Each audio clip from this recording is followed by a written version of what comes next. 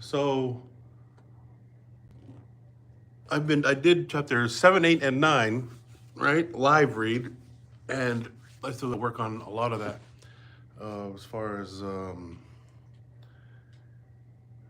editing and whatnot. But it's faster. It for sure is faster. Anyway, 7, 8, and 9 was pretty much. And it went by quick because I just live read it, but it pretty much just Finau slowly taking over Va'u, right? A lot of stories in the past or history as far as, oh yeah, Finau is a video. I was like, basically is what this is, and it's like a base where Finau and his family here. They took the Port-au-Prince off the coast of Ha'apai. The plan that they were on the that he said, yeah, when Captain Cook was over here, he didn't even know that Finau had this plan to take his ships. But after some of the chiefs, said that it's daytime, he's got two ships. There's too much chances of them going back to England and snitching on us and bringing back the whole military. That's why they Finau said, all right, and this is when Finau was in his 20s. Yeah, that's why Finau was like, all right, let's cancel this plan. If we ain't gonna do it, then let's not do it at all. And that was in Lifuka when Captain Cook was there.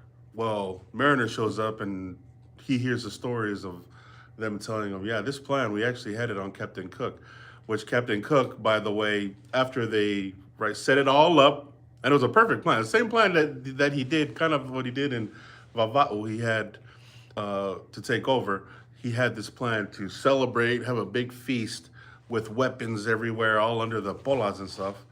And the plan was to execute Captain Cook and his men and right then and there, but they couldn't do it because some of the chiefs were, they basically dropped their balls on it and they want to do it. So he said, all right, let's celebrate, let's eat, let's dance, let's sing, let's whatever, leave the weapons where they are, and then we'll send Captain Cook on his way.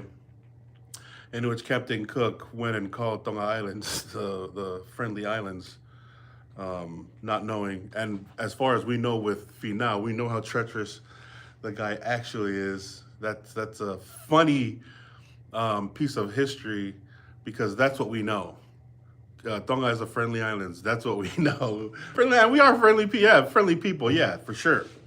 But little do we know, according to Mariner, is yeah, he had the same plan with Captain Cook, who actually ended up running into that plan in Hawaii 2 years after he showed up in Tonga.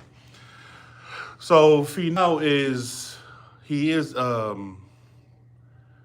he does want to conquer, right?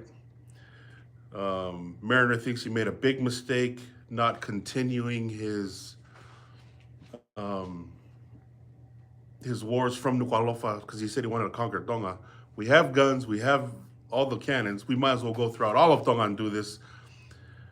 But Finau said, "Nah, let's go back to Hawaii," in which, at this point in time in history, then the Finau family would be in the palace, as it just theoretically, if Finau did actually end up doing it, the Finau name would be there, but it's not. The Tupo name is inside of the kingdom right now, running the government. So it was just it was you know it was meant to be basically.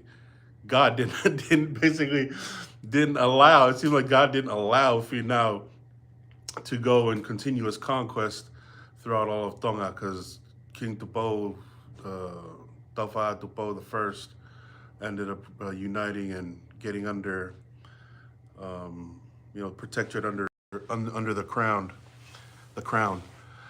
in which he adopted George and he adopted the religion and everything else, even the form of government as far as king, queens, and government officials and ministers and all that. So, well, Tonga had ministers then, but we see that now. So, yeah, knowing that Finau coming from Hapai and getting into Ava'u, and now I mean, all of the whole Tonga just knows Finau as a Vava'u guy. They know nothing about this story of how he came to be a Vava'u guy. But these are a lot of interesting little stories. And so we'll get right into chapter 10, because Finau now is in Vava'u. He's now a Vava'u guy. Now, 1806, right? He begins to be a Vava'u guy. Where if he hadn't, and if Vava'u kicked him out or beat him at war, at battle, he would still be a Ha'apai guy, or known as a Ha'apai guy. Still a conqueror, but from Ha'apai. But because of this, he's known throughout our history as a Vava'u guy. So we'll go with that, because really it's neither here nor there, but it's all time. So we'll go into the live read of chapter 10 right now and see where they're at, see what they're doing. All right, chapter 10. Kamala went out to the Fiji Islands with a number of young men for the sake of an excursion and to mingle in the wars of those people. Okay, we talked about Tui Halafatai and how he went to wars in the earlier chapters. He went to wars in Fiji. He took 250 men, according to the stories, went to Fiji, conquered, went to join the Fijian team, right? A Fijian family. They went and pillaged and plundered another Fijian village, right? And then after they took everything back, those same guys in Tui Halafatai, they went and joined the team that they just beat, the village that they beat, and they started going and conquering other villages, and that's what they kept on doing. They kept on moving into the teams that they were losing to. And this is Tui Halafatai telling the stories to Finau and them when he came back from Fiji and told those guys what they were doing out in Fiji. But it says here that Kaumoala is another guy that went to Fiji for the sake of excursion, mingle with the wars of those people, because the Fijians were, war all the time. Sometimes at one island, sometimes at another, from the same motives, probably as Tui Halafatai. Okay, there you go. Same way as Tui Halafatai did. After having been absent about 2 years, he set sail on his return home, and having arrived within sight of Vava'u, the wind became unfavorable to land, and the sea running very high, he was obliged to change his course and make for Ha'amoa, the navigator's island. But the wind, soon increasingly to a heavy gale, drifted him to the island of Futuna. This is obviously Futuna, right? What we call Futuna. He's spelling it Fortuna, F-O-T-O-O-N-A. But okay. Futuna, situated on the northwest of Ha'amoa. There you go. And that's another thing also. The change of Ha'amoa to Samoa, and he calls the places what they are. I guess he did. Well, he calls it what the Tongans call it, obviously, but he never mentions the change of the letters. He just calls it Ha'amoa, as the Tongans call it. As soon as the natives of this place observed his approach, a number of small canoes, for they were not in possession of sailing canoes, came from the shore to meet him, and consequently, or consistently with the laws and customs of the island, took possession of his canoe and all his property. So the Futuna people back then, if they saw, and I've seen, images of, videos of, like just savage people. If you pull up to their island, they'll roll up and, grab stuff. I watched both the 1962 version of Mutiny on the Bounty, and I watched the 1984 version of Mutiny on the Bounty, and those stories run pretty similar to each other. Where when you get to the islands, they come out and greet you, right? Where it says right here that if you go to Futuna, and this time when you pull up, the canoes, all little canoes will pull up onto where you are, and it says they will take control of the canoe and all your property.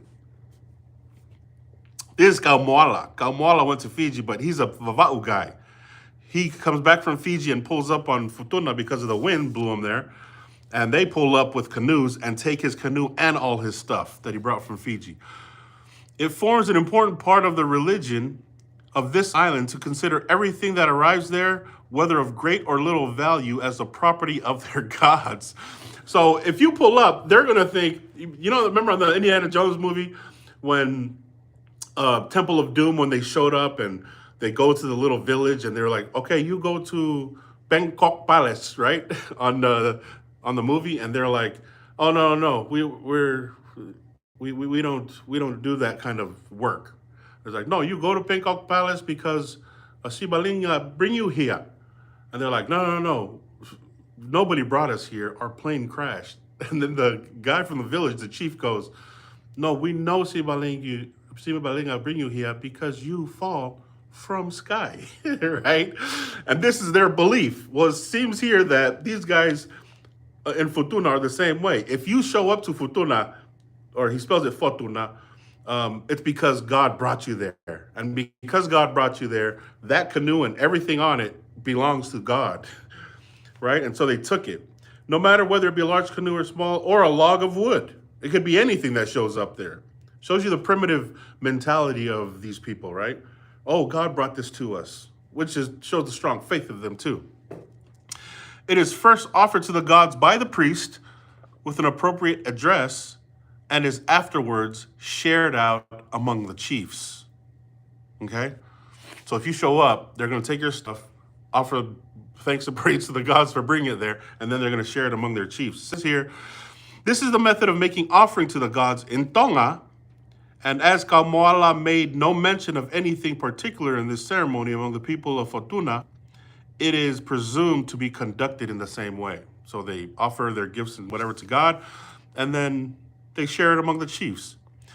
This spoliation is believed to be necessary for the welfare of the country, lest the gods should send a sickness among them and cut them off for infringing upon the great doctrine of their religion.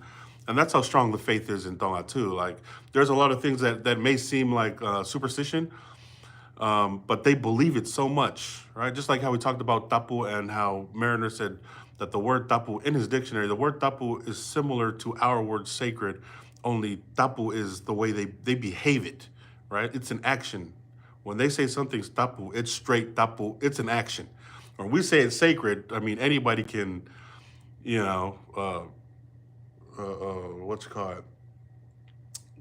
perform some evils on sacred things, but not them, right? So it seems like Futuna was the same way. And we don't know when they split up or when they divided. This seems a very arbitrary law and likely to have been invented for the purpose of plundering strangers under the mask of religion. And it may be true, right? Like, they're using it as an excuse to take all your stuff, right? And as far as Mariner's concerned, that's his opinion, right? And it may be true. But if you're looking from the perspective of the people, and if you feel from their perspective, like, nah, we do have to, God brought this here. There's no other way. Well, Mariner and John Martin is suspecting, well, they're probably using this, just saying that, just to take everybody's stuff, which, okay, you have a point. But although they strip all strangers without distinction that come within their power, in return, they fit them out with other canoes entirely at the expense of the chiefs who shared the plunder and supplied them with so much of the produce of the island as may be necessary to support them in their way home. Okay, so there you go. We take your stuff, but we give you stuff. So we're gonna trade, basically. Together with presents of their ngatu, mats, tortoise shells, etc., and withal behave very kindly, but not one single article that has been taken from them, however small the value, is again returned, even with the most earnest entreaty. So they're saying, we're going to take all your stuff, and we're not going to give it anything back, but because we got to dedicate this stuff to the gods. We have ngatu, we have mats, we have food, supplies, and everything. We got new canoes. The chiefs are going to hook you up with new canoes, and you can take those. This is what we have, right? So it doesn't seem like something that they would do just to steal stuff from people. That doesn't seem what it is. Not if they're supplying them with the treasures of this small island, right? It seems like we take this stuff as a gift from God, but we give you the best things that we have as a gift from us, even new canoes. So in my mind, it's It almost runs along the whole jersey trading mentality, right? You play each other, right? It's like you're going to war, and after at the end, you trade jerseys. Now, correct me if I'm wrong. I don't know when it started, but I only saw it because I seen a lot of the Tongan dudes do it, and the poly guys do it in rugby. But I'm not sure where it started or who started or whatever. But that whole jersey trading thing, this seems like, this is my best.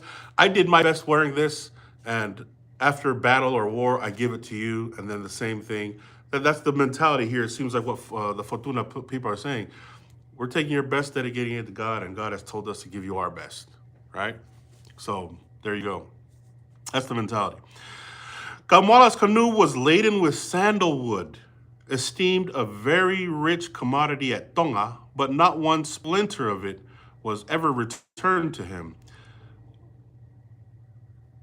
So they took sandalwood. So this guy, Kamala, went to Fiji to get sandalwood, was going back to Vava'u, got blown into Futuna. Futuna took all the sandalwood, right?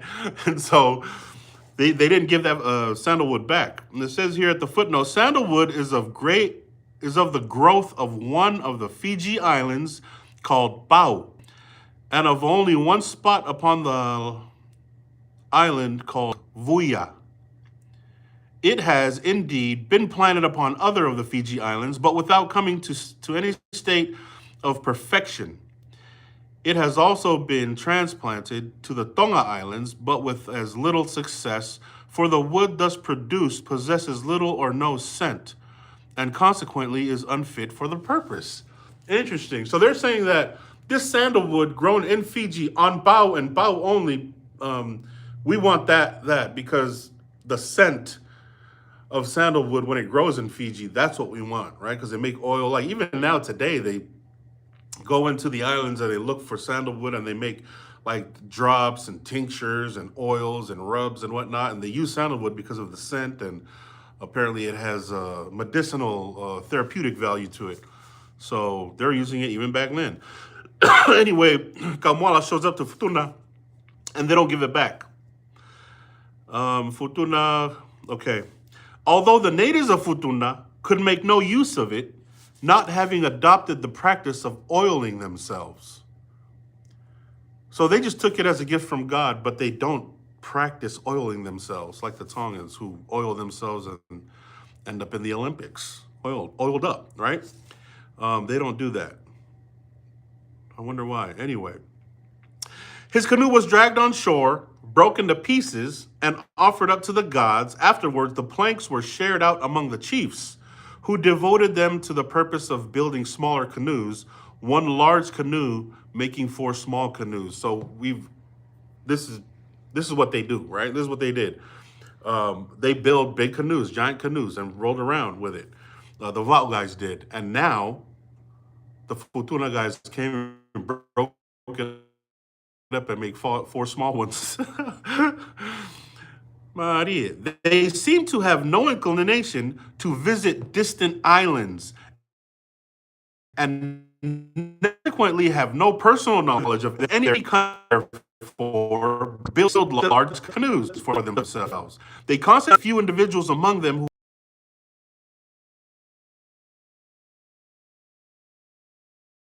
seen us going into the black they still have loincloths, they carry on weapons. Nobody understands. Well, I don't understand. They may understand, or the Fijians or Va'u guys may understand what they're saying, but they're really ooga boogly still to this day, right? And you can tell that no civilization has ever come into to touch whatever they're doing. You can probably go in there and learn something about ancient civilizations from them, but they don't. You can tell that they don't have any, a contact with the outside world by the way they dress and the way they behave and whatnot. And I never saw the rest of that video of whoever ended up on that island, but it seems like Futuna was the same way back then. They have no knowledge of the outside world. Kamala described their method of fighting for it appears they cannot do without civil wars, which is conducted in two different modes, that is to say, with spears and with shark's teeth. There you go. So they fight often. They fight often with spears and shark teeth. Well, if you're going to be on an island like that, and the population grows, obviously something's bound to happen. But it says here that they're always at war, or when they do, this is how they fight. When a man pierces his enemy with a pike, right, a long spear, he endeavors to lift him up from the ground on one end of it, or if opportunity will allow, he calls some of his comrades to his assistance, who, thrusting their pikes also into him, they lift him high in the air and carry him in triumph. There you go. That's some movie stuff right there. So if you were to win, right, fight somebody spear to spear, and your spear goes into him, he'll call his homies like, I got him. He's done. And other guys would come and stick their spear in him and lift him up into the air. Celebrating. That's their celebration. Reminds me of the Wild West. It's all legal. If they want to fight and they agree to kill each other, then who's to stop them? We're on this island. We don't know anything outside of this world. These are the laws of people, with no civilized thought and mentality. This is what they do. The mode of fighting with shark's teeth is as follows. The teeth being fixed in 3 rows on the palm and fingers of a species of glove made of the plated bark of the heapo, and both hands being armed in this manner, every man endeavors to come to a close scuffle with his antagonist and to tear open his bowels with these horrid weapons. Heapo. There's a plant called a heapo, apparently, and they wrap their hands and make gloves out of it, and they line it with shark's teeth, right? They wrap their hands with heapo and they line it with shark's teeth. That's what he's saying, and they make gloves out of it. This is crazy.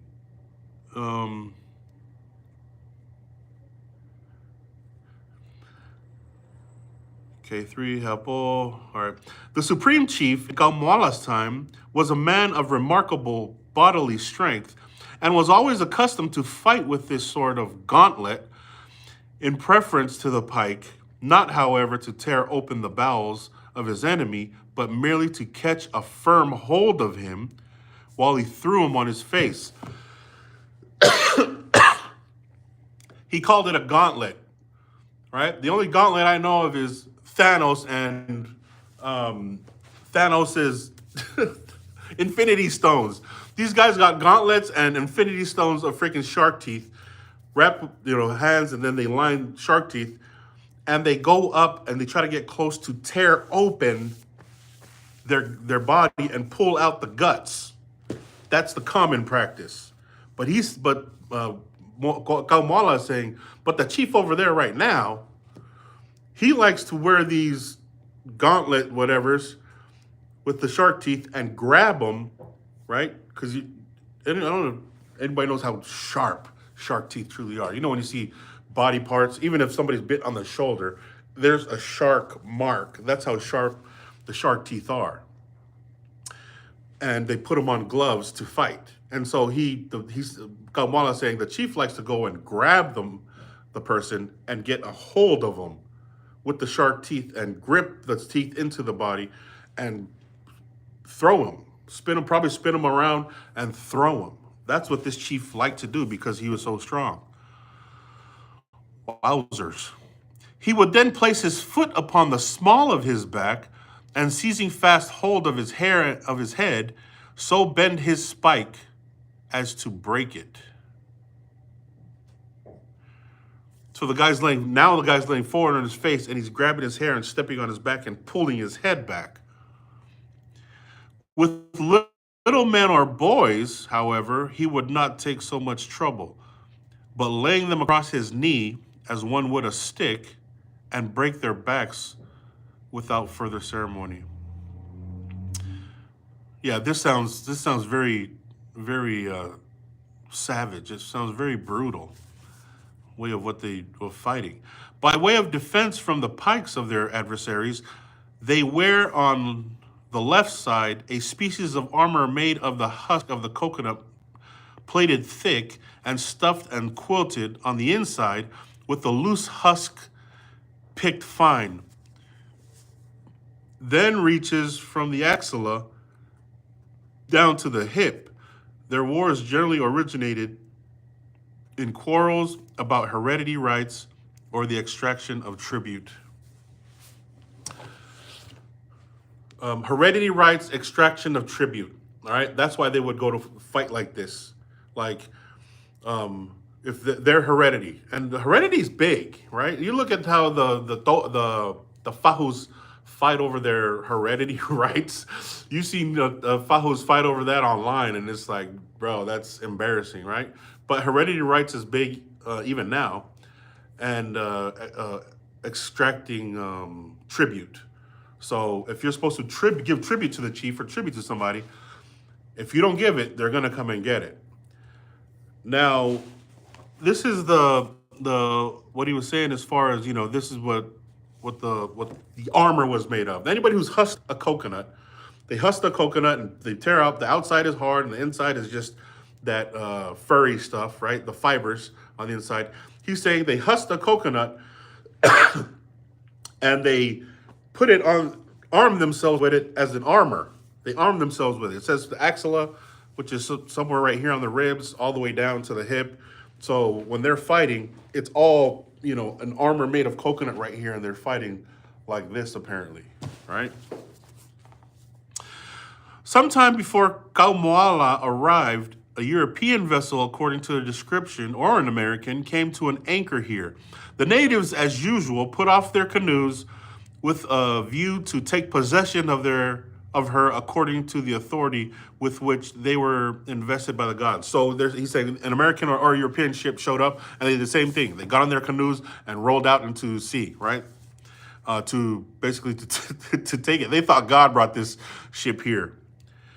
The crew readily allowed them to come on board, supposing them to be governed by the usual spirit of curiosity, but showed very strong symptoms of opposition when they began, without ceremony, to plunder and open such peals of thunder on them that they were obliged to jump overboard and swim to their canoes with all expedition, sustaining the loss of 40 men.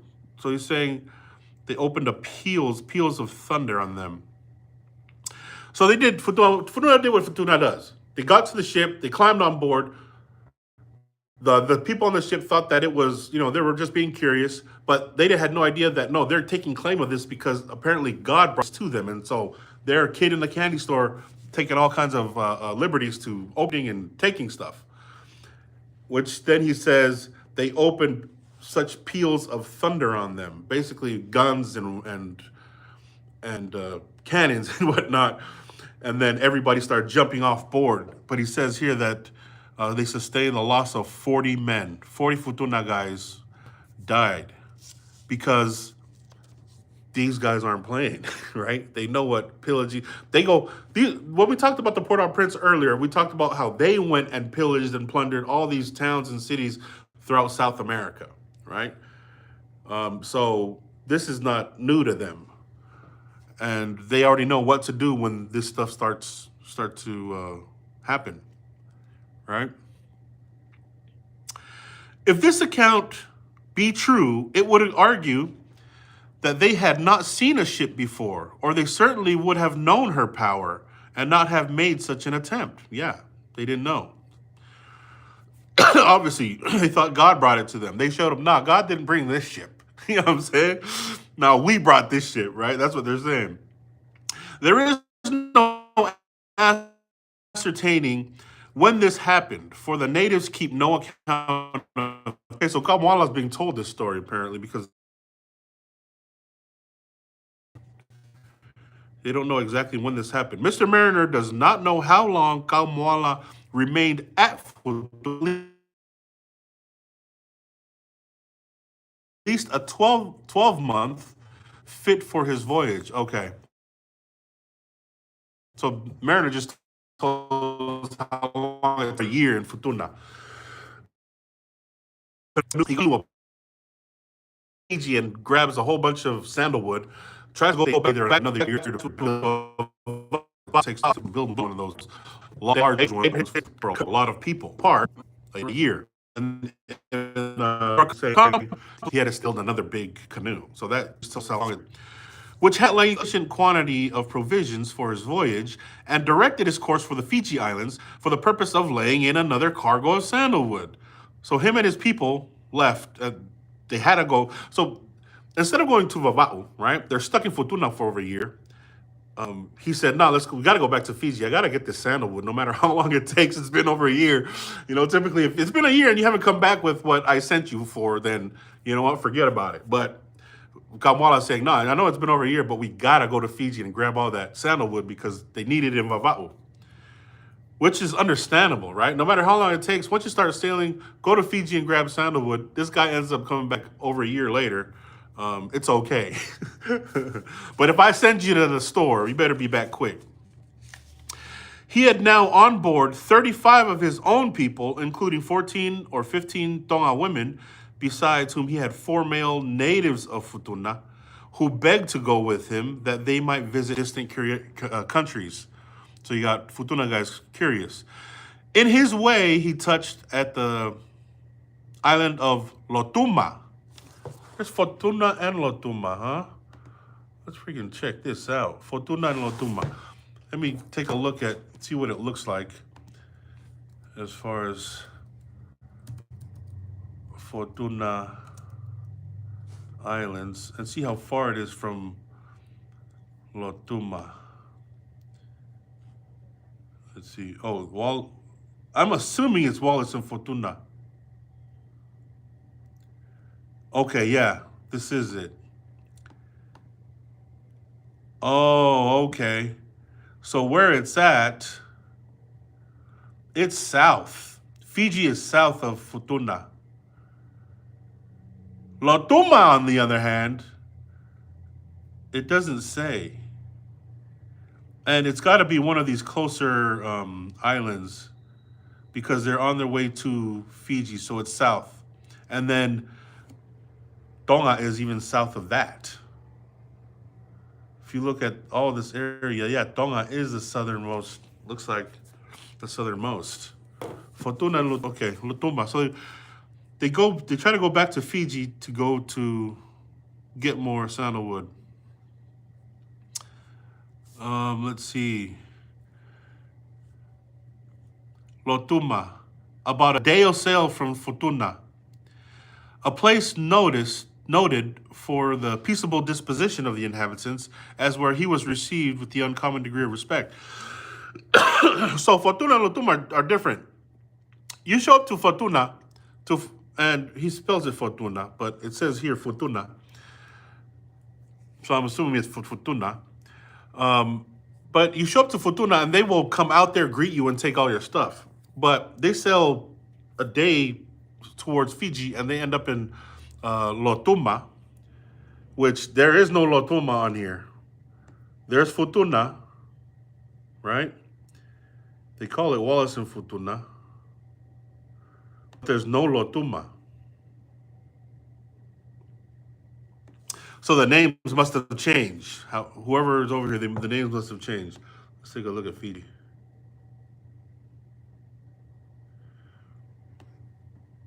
All right. As they were little accustomed to the appearance of strangers, they were greatly surprised at the sight of so large a canoe and considered this chief and his men as otuas, or superior beings, and would not suffer them to land till they had spread on the ground a large roll of ngatu, which extended about 50 yards, reaching from the shore to the house prepared for them. Okay, yeah, the Lotuma people are very different, because if you show up to Lotuma, what they're saying is this, obviously this big old freaking canoe that Kamala and them built in Futuna shows up, and the Lotuma people are different. They see it and they're like, oh, no, don't land until we have rolled out this ngatu from the shore all the way to a place we have for you guys to stay. And we prepared for you guys so that you guys don't walk on the ground, right? So before red carpet and all that, these guys were rolling out ngatus for the people who thought were gods, right? These Vava'u guys or Vava'u people, which is interesting because they called them Otuas, which means they're of the same, would mean that they would have been of the same language, right? Yeah, they called them Otuas or superior beings for them to treat them this way. Okay, Lotuma, nice. At this island, Kamala remained but a short time. During his stay, however, the natives treated him with very great respect and took him to see some bones, which were supposed to have belonged once to an immense giant, about whom they related a marvelous account, which is current at Tonga as well as Lotuma. So he's about to tell a story that happened, and this story is in Tonga, apparently in Tonga and Lotuma. Same story. At a period before men of common stature lived at Tonga, two enormous giants resided there who, happening on some occasion to offend their gods, he punished them by causing a scarcity on all Tonga islands, which obliged them to go and seek food elsewhere. So the story starts out, we're going to take you to this place, but we're going to tell you the story first. Here in Lotuma, there's bones, there's giant bones here. Now, this is what happened. There was two giants that lived in Tonga. They offended their god, and then they left because their gods didn't bless their land with food, and they came over here. All right? Here we go. As they were vastly above the ordinary size of the sons of men, nowadays, they were able, with a great imaginable ease, to stride from one island to another, provided the distance was not more than about a couple of miles. Okay. This is a Disney movie right here already, right? We got giants from Tonga who strides through the ocean, and their strides are 2 miles long. At all events, their stature enabled them to wade through the sea without danger, the water in general not coming higher than their knees, and in the deepest places, not higher than their hips. Yeah, this is totally a freaking Disney cartoon. If not, I'm just gonna freaking AI this mug and make this story. Because this is a true story in Lotuma, y'all. If anybody's from Lotuma or Futuna, let me know if they even changed. They probably just changed the name, because Wallace and Futuna here on Google is north of Fiji, and it doesn't look like there's anywhere. Or there's Nalele right now. This is what I can see between there. But other than that, I don't seem to find anything that resembles anything else. So the name had to have been changed or an adjustment, because it says it's close to Futuna. So these are the two giants. Thus situated, no alternative was left them but to splash through the water in search of more plentiful soil. At length, they came in sight of the island of Lotuma, and, viewing it at a distance with hungry eyes, one of them bethought himself that if this small island was ever so fruitful, it could not supply more food than would be sufficient for himself at one meal. He resolved, therefore, wisely, one of pure consideration of his own stomach, to make an end of his companion. Oh, snap. Yeah, I can hear this story I can hear this story being told. Here in Lotuma, two giants came here from Tonga because the gods of Tonga, they didn't want, they offended the gods of Tonga, so they cursed them with famine, and those two came looking for food out here. But when they got over here, because, you know, the water only came up to their knees, and even in high tide, the water is only up to their hips. They came over here, and one of them looked and thought, that island right there, Lotuma, there can't be enough food for both of us. So I'm gonna have to get rid of this guy. Right? Two giants. Yeah, this is definitely a story that I'm gonna freaking AI at some point. This he accordingly did, But by what means, whether by drowning him, strangling him, or giving him a blow on the head, tradition does not say. When he arrived at Lotuma, he was no doubt very hungry, but at the same time, he felt himself so sleepy that he was resolved to lie down and take a nap, particularly as night was fast approaching, and to satisfy his hunger the next morning, and very lucky it was for the poor natives that he did so, for it appears this island was inhabited at the time. So there were people on Lotuma when these giants showed up.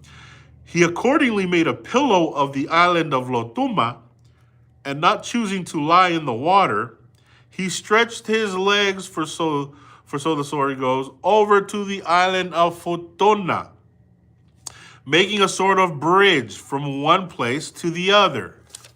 By and by, he snored to such a degree that both islands, particularly Lotuma, were shaken as if by an earthquake, so as greatly to disturb the peaceable inhabitants.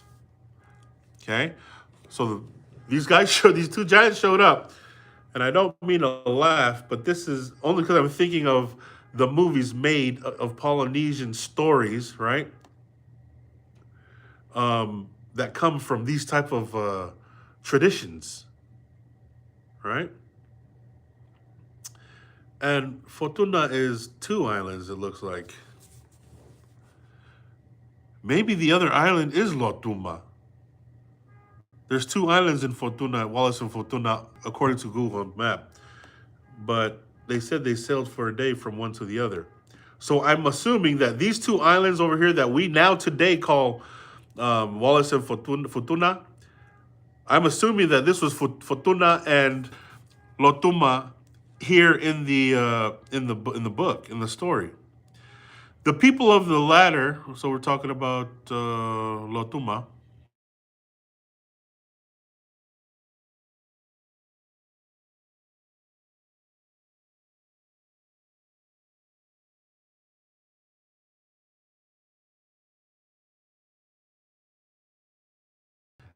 at this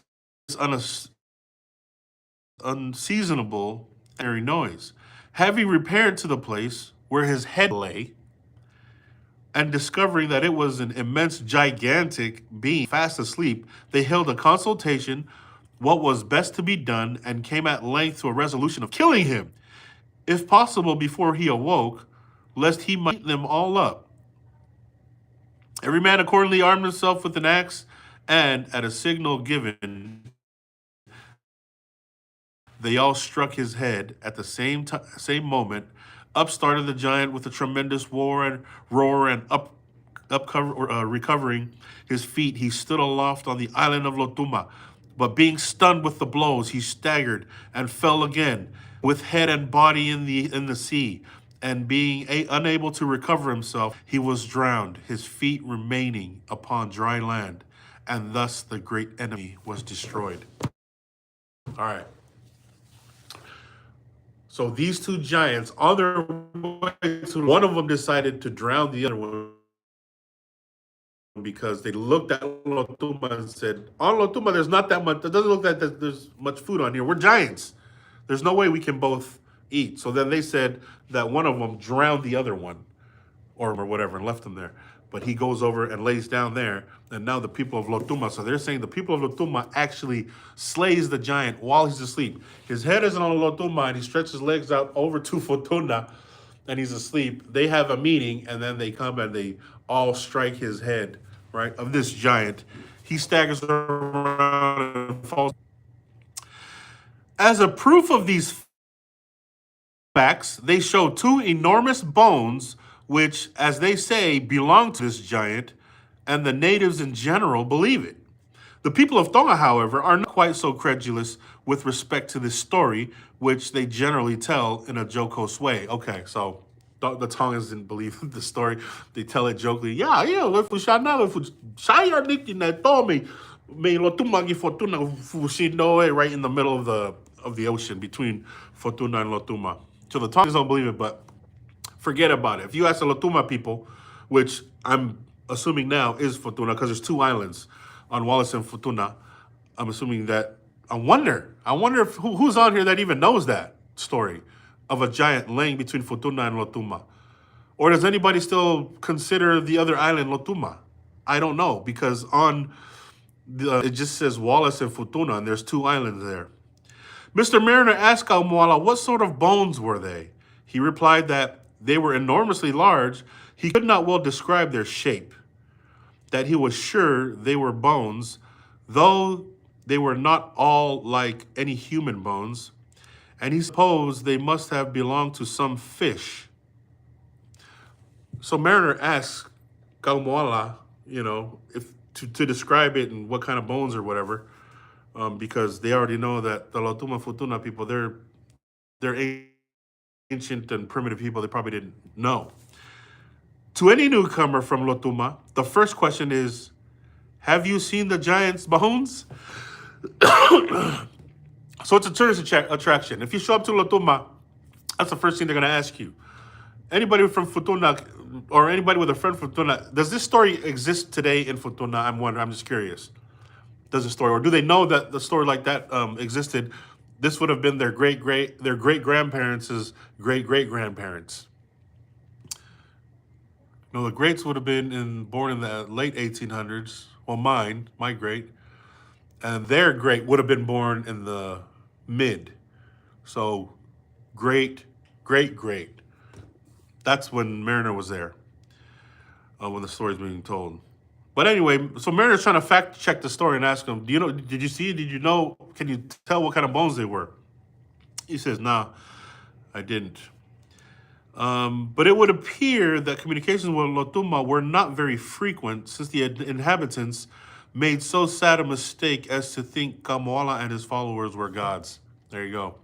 You're not going to get the whole entire story the way, it is, because they don't travel outside of Lotuma. They barely travel outside of Futuna, right? They thought that Kamala and them were gods. Kamala shortly took his departure from Lotuma with 3 of the native women on board, in addition to his other followers, and sailed for the Fiji Islands. Owing to the wind, he deviated a little from his course, but at length arrived safe at Navihilevu, as the natives call it, meaning large Fiji. The word Navihi is corrupted by the Tonga people to Fiji. One of the Fiji Islands to the northwest. Fiji Islands. All right, let's take a look at the Fiji Islands. So he's saying that Navihi Levu is how the Fijians call it. Of course, we know Fijians call it Viti, right? And he said the Tongans call it Fiji. Now he's spelling it F-I-J-I in here, Fiji. That's how he's spelling it. Which is how we spell it today, but we pronounce it Fiji. Now I'm trying to think back to the English pronunciation of the letter J and why he spelled it with a J. And if there is any, because a lot of the spellings are found in here before civilization showed up. Mariner spelled a lot of these words, just like tatau. The tattoo was spelled T-A-T-T-O-W to him, which today is spelled T-A-T-T-O. But he says they show up to Fiji. The largest island looks like where Suva is at. But back then it was called Navihilevu, which, as the natives call it, meaning large Fiji. The word Navihi is corrupted by the Tonga people to Fiji.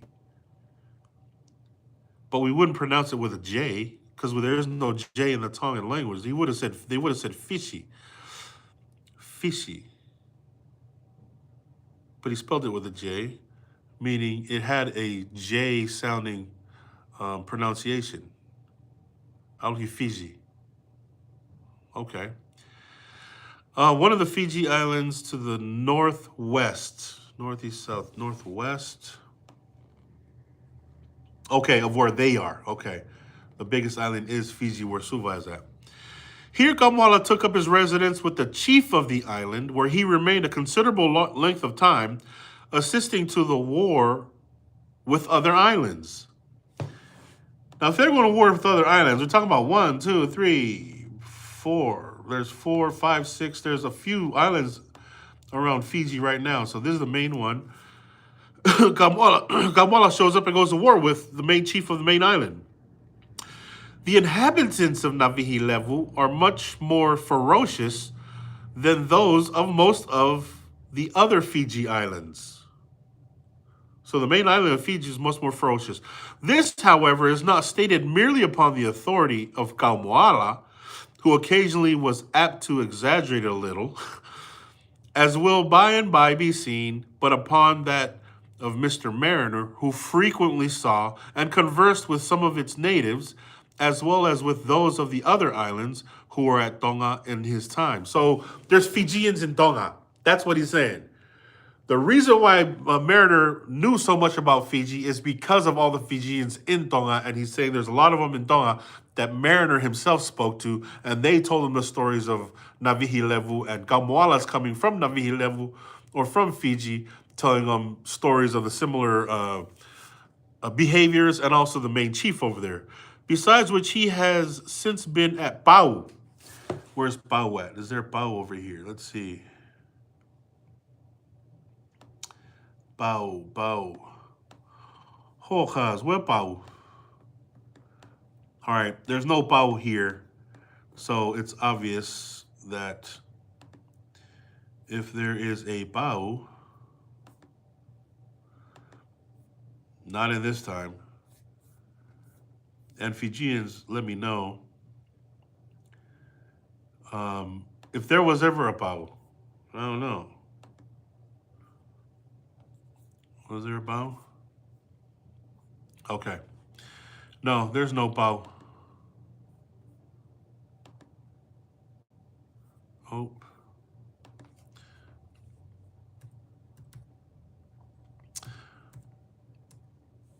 A lot of the names of places are different today, and they're obviously going to be, because what Tonga and everybody else called the places back in those days was what they called them in those days. But once the division and the dividing and everything happened, then it really was, there really was nothing they can do as far as trying to keep.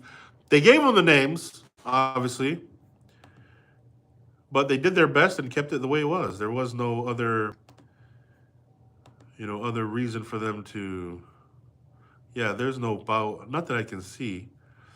Somebody who knows Fiji, let me know if there is a Pau in that area. Anyways, okay. Let's just go main island of Fiji. Loloma, Somo. There's so many islands out here, dude, in Fiji. I didn't know that there was this many. 2, 4, 6, 8, 10, 12, 14, 16, 18, 20. Levuka. Oh, Levuka.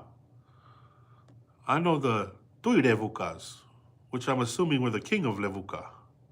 Okay. Vanuatu's out here. Okay, yeah. There's a Tupou out here. There's an island over here in the Fiji area called Tupou with a B. Tupou. Malo Boso. Toso Boso. Okay. Mariner's been to Pau, apparently.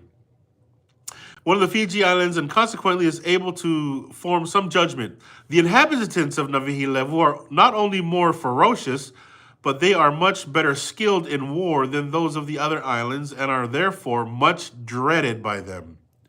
So all the islands in Fiji were afraid of the main Fiji islands, the mainland, the big island, because they're ferocious as hell. They bore a hole through the soft part of the septum of the nose, through which in time of war they stick a couple of feathers, 9 or 12 inches long, which spread over each side of the face like immense mustaches, giving them a very formidable appearance. There's a description about the Fijians and how they used to gauge and pierce, right? Which is the biggest difference. When Mariner was asking that old man, he said he was asking an old man. He looks like he was in his 80s. We're talking 1806. So this old man was born in the you know 1710s, and told him, we were here. The Fijians showed up, but they showed up. They were pierced. Not only were they pierced, because in this story right here, he's saying that they pierced the septum. Where's the septum? It's the septum. Oh, it'd be a septum ring, and they would pierce it, and they would have two two feathers in it, and it would look like a big mustache. But that was another difference that was told to Marin. It was like they were black, and they had piercings and gaugings all over their bodies that were made them think that they're from the Caribbeans or from the West or from the Africas. The worst feature of their barbarism is the horrible practice of eating human flesh. Now, I know a lot of people have this story and have heard that they had cannibalism in Polynesia.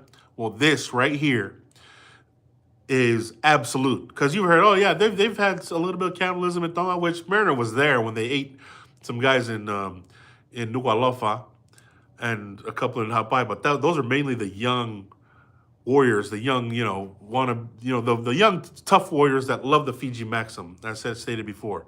Those were the only times that they actually saw guys eat it. But the people themselves, they didn't do it. The old folks, the women made fun of the warriors that would follow the Fijians' custom in eating flesh, right? But it says right here, it's an actual practice in Fiji to eat human flesh. The chief of the island was reported to have a remarkable appetite in this way. We must not take him, however, as a sample. He was not in the habit of sacrificing his prisoners immediately, finding them perhaps too tough for his delicate stomach, but of actually ordering them to be operated on and put in such a state as to get both fat and tender, afterwards to be killed as he might want them. All right. This chief in Fiji, you know how they make veal? They tie a baby cow down and they let him grow a little bit, but they don't want him to flex his muscles, because then it won't be soft, right? Or you fatten a pig up and fatten an animal up, and then you eat it, and then you wait till it's big, and then you eat it, right? This, this Fijian chief is doing the same thing. He's prepping his food. It says here that he operates on them, and then he makes it so that he's fat and tender, afterwards to be killed as he might want them. The heads and feet, particularly the feet, are considered the choicest parts. Bro, come on now. Now you're talking about cooking. Now you're talking about throwing something into the slow cooker and let it cook. And because we're talking, because he's saying the head and the feet are the most delicious parts of the human body, right? This Fijian chief who has a big appetite. Now in Tonga, the pig head and the pig feet are considered that, right? People love the brain, they eat the eyes, skin, whatnot on the head, ears, but also the feet. We love pig feet, right, Craig? Every time I come in the kitchen, right, this chief probably rolls up and like, hey, every time I come in the kitchen, you be eating my feet and head. Like, he's describing it like he loves to cook it, and it's part of his appetite, right? All the feet, all the head, all the eyeballs. This guy is all right. Fiji, we about to give it up to Fiji, bro. It may here be remarked that cannibalism is more or less practiced on all the Fiji islands, and has its origin, no doubt, in the constant wars people are engaged. Okay, so Mariner's assuming, because they're at war all the time, this is probably why all said there's, how many did I count? 2, 4, 6, 8, 10, 12, 14, 16, 18, 20, and it's on all the islands, all of them. And as I said, all of them, they all practice cannibalism.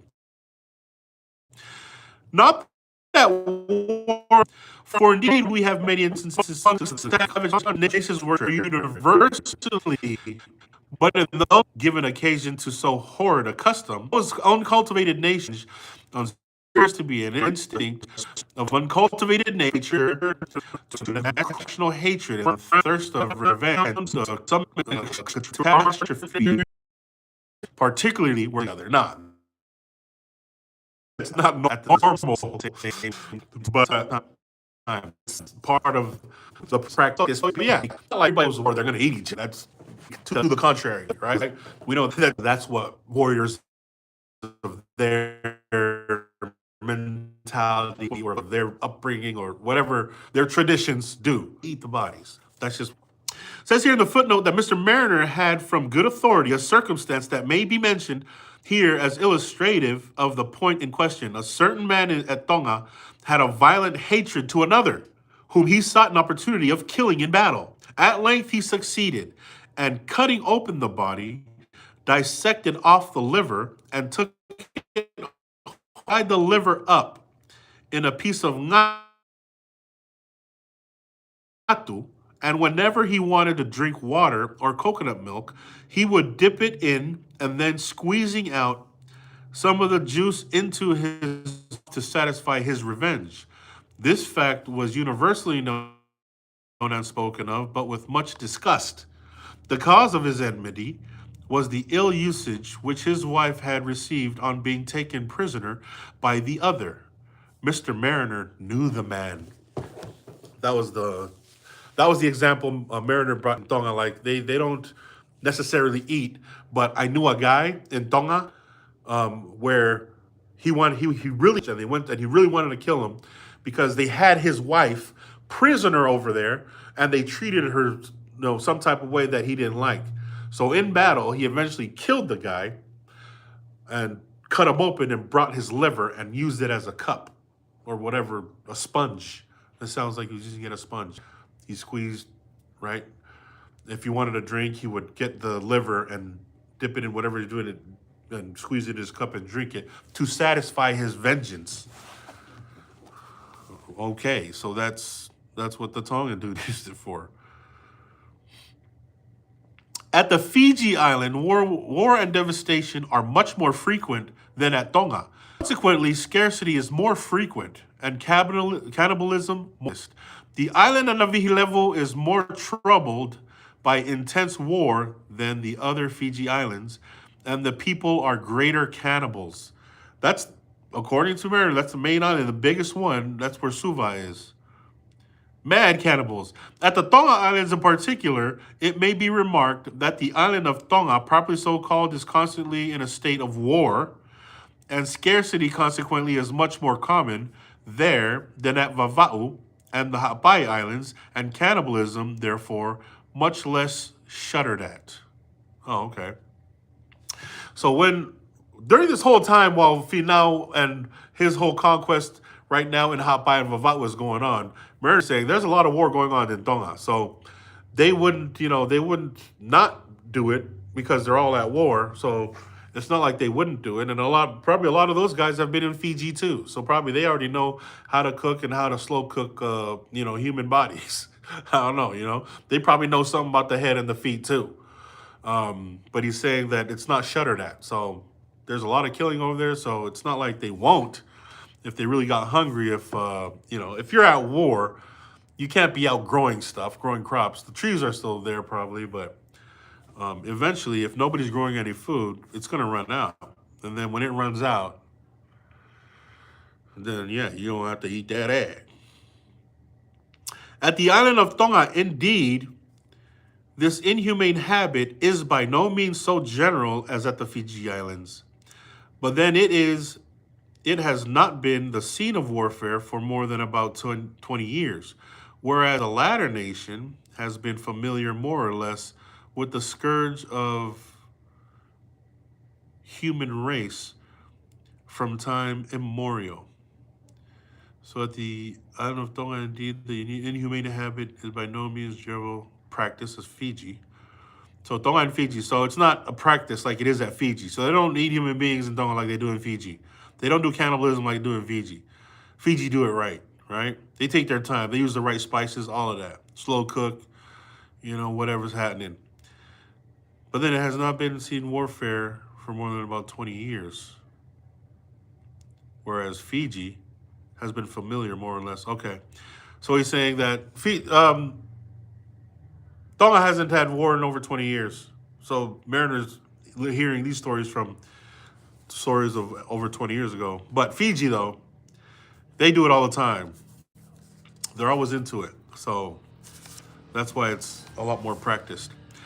While we are upon this subject, we may mention that Mr. Mariner was informed by the natives of Tonga that sometime before his arrival among them, a European ship touched there, the boat of which, on landing on Mafanga, had a quarrel with some of the natives, in consequence of which 3 of her crew were killed and dragged up the country.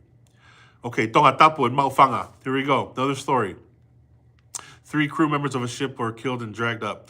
These, the natives emboweled and dressed the same as pork, and several ate heartily of them. But shortly afterwards, they were all taken very ill, being attacked with nausea and vomiting to a violent degree, and 3 of them actually died. Some of the natives attributed this circumstance to an unwholesome quality in white man's flesh, others to the superior power of the gods of England. Okay, so they're saying in Maufanga, they got in a quarrel, where Maufanga is over there, got in a quarrel with some Palangis. They killed them and dragged them up. Said they did it like a pork. Gut them, nahi, everything, stick up, in, over, and out. And then spin the stick, right? They ate the Palangi meat, right? The white meat. And they're saying that they got sick and 3 of them died. Now they're saying it's either the meat is not good, white meat isn't good. That's such a freaking bad thing to say these days. White meat is not good, or their gods are so take care of them so well that if you touch any of their people, their gods are going to kill you. So they don't know which one to believe. They were strongly confirmed in this latter opinion. So the Tongans actually believe, no, it's their gods. It's got to be their gods. By the circumstance that almost every man who had been actively concerned in the conspiracy against the Port-au-Prince happened either to be killed in battle or to die of disease. This is where the superstition comes back in. They're saying, nah, it's their gods. Because if you think about it, everybody that took the Port-au-Prince or was on the Port-au-Prince or was part of it, they either got killed in battle or they died of a disease. That isn't coincidence. That can't be, right? To them, everybody that was part of pillaging and plundering and killing people on the Port-au-Prince, they're dead now. So it's not a coincidence, it's their God. While Mr. Mariner remained at these islands, they would often question him whether it were not owing to the interference of the English gods as a punishment. To which he always answered them in the affirmative, with the view of his own safety, and to inspire them with respect for the invisible powers, which according to their notions presided over the welfare of England and of Englishmen. Of course he's going to say that. Yeah, that is true. It is our gods, right? And he's saying that for his own safety, for his own protection. Yeah, it's our gods. So if you want to die, then kill one of us to protect himself. Makes sense. Some of the natives in joke used to say that they would kill Mr. Mariner to see if the Otuas of England would revenge his death, alleging their disbelief in the unsolicited agency of the English Otuas and their opinion rather that Mr. Mariner himself has been the cause of their death by his prayers, soliciting his gods to revenge the death of his countrymen. So some of them don't believe. They're like, no, we don't believe that. Because the Otuas wouldn't come unless you ask them. That's what they're saying, right? So we should probably kill you because We don't believe that your otuas will necessarily take us out because we kill you, but we would believe that your otuas will take us out if you requested them to, right? They had to ask them. So they had to say a prayer, right? That's the only way they know. We know our gods would come to our rescue if we asked them, but if we aren't here, they're not going to be here. We just become gods ourselves. So he's basically telling that these are the guys telling Mariner what they think. This, however, was a notion chiefly of the lower orders. Oh, so the higher orders didn't play. The chiefs didn't play. The Matapules, they didn't play. These are, it says right here, there's a notion of lower orders. So I'm thinking either Mu'a, Tu'a, and then Kaifonuas, those guys, or just the freaking Tu'as and Kaifonuas, because those are guys without a chief title or any kind of title. The higher classes were of opinion that the Otuas of England operated of their own accord without any intervention or prayer. Interesting. The chiefs know what's cracking. They're saying no. The chiefs and the Matapules are saying no. The English or the Palangi Otuas, they do what they want. You don't have to pray. They'll just come and do it. Finau was strongly of this opinion, observing that it was but fair to suppose that in the same proportion as the white men were superior to them in knowledge, so were the Otuas of white men superior to their Otuas in divine power. Finau believed this himself because he believed that because the Palangis are more superior to us in knowledge and intellect and war strategies and weapons and everything, they're superior. It's obvious that their gods are superior as well than our gods. That's what Finau believes. He said right here, Finau was strongly of this opinion, and it's fair to suppose. Same proportion as the white men were superior to them in knowledge, their Otuas were superior than their Otuas in divine power. But to return from this digression, Kamala, after remaining a considerable time at Navihi level, sailed with his people for Tokanove.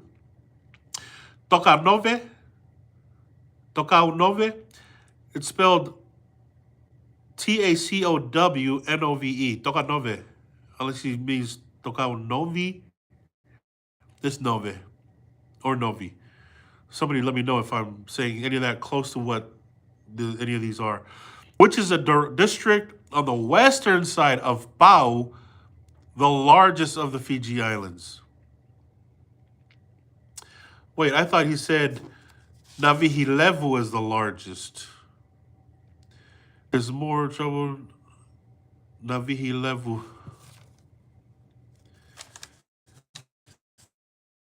Yeah, I could have swore he said Navihilevu, as the natives call it, meaning large Fiji. The word owing to the wind. So there's large Fiji and then there's Pau.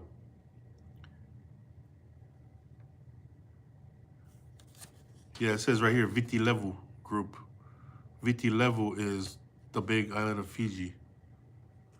So Navihilevu just means large island. Okay. Let us keep going. So Takaunove, and I don't see any Takaunove on here. Loma, Tikombia, Lomasi, Liku, Tupo, Takuiloa. This one says Takaunove. Takuiloa, no. Ongea, Morodaki, Namaku, Vanuatu, Naroi, Levugaidaku, Vandra.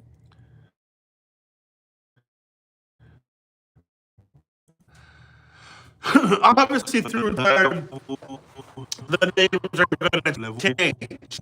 Levuka, yeah. And I don't see any Takaunove on here, but we're talking about a different time. Kamala, after remaining a considerable time at Navihilevu, sailed with his people for Takaunove, which is a district of the western side of Pau, the largest Fiji island. So it's on the western side, one of these islands on the west. Pau is much resorted to by American vessels and vessels from Port Jackson for sandalwood, which grows to perfection only in a certain part of the island called Vuia. Certain part of the island called Vuia. Nope, I don't see any towns in there. The principal market for this article is China. Bruh, China been up in Polynesia since the early 1800s. It says right here, the principal market for this article is China. China loves sandalwood. Who would have known, huh? They've been all up in the market ever since then. Interesting. Um, the principal market for this article is China, and the demand for it is so great in proportion to the smallness of the place which produces it that it is now growing scarce and consequently dearer. Who would know in 1806 that sandalwood is being taken by the Chinese so long ago, and it was needed even back then that it's running low in Fiji. So it's becoming a more valuable commodity. Formerly, they would give a considerable quantity for a few nails, but now they demand axes and chisels, and those too of the best quality, for they have gradually become judges of such things. Whale's teeth are also given in exchange for it. Of course, that's how the market goes, right? Supply and demand. Their supplies are low, so the demands are high, so the prices are going to go up. I used to give this to you guys for 4 nails. Now I need axes, I need chisels, and the best quality because I know what's going on. I need whale's teeth, right? In exchange for them now. So Fiji was doing business even back then, just like that. The chiefs of the Fiji island very seldom oil themselves and consequently require very little of this wood, the principal use of it being to scent the oil. Okay, so the Fijians were crusty back then. They was crusty as hell back then, ashy too. No, I just way. Okay, so they're saying that sandalwood was used to give the scent or flavor of to the oil. So it's almost like they dip the oil, or they use it to fragrance oil. The natives of the Tonga Islands, however, who use a considerable quantity of it, complain heavily of its scarcity. And what renders the matter still worse is that the Fiji people, demanding a greater number of axes and chisels for a given quantity of the wood, these implements are growing very scarce at the Tonga Islands and plentiful at Fiji. Okay? So they're doing trade. We'll trade you. Bring your axes and chisels and everything. So this is Kamala. Now Kamala has to give up more axes, more chisels, more ngatu if you want this plant, right? They're driving a hard bargain, which is, we're running low on the supply, so because the demand is high. So it's going to cost you more, buddy.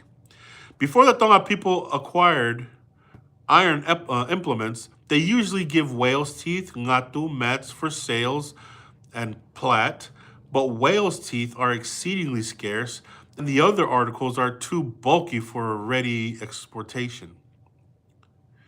The sting of the fish called stingray was also occasionally given, but these stings, which they use for the points of spears, are by no means plentiful. Yeah, stingrays.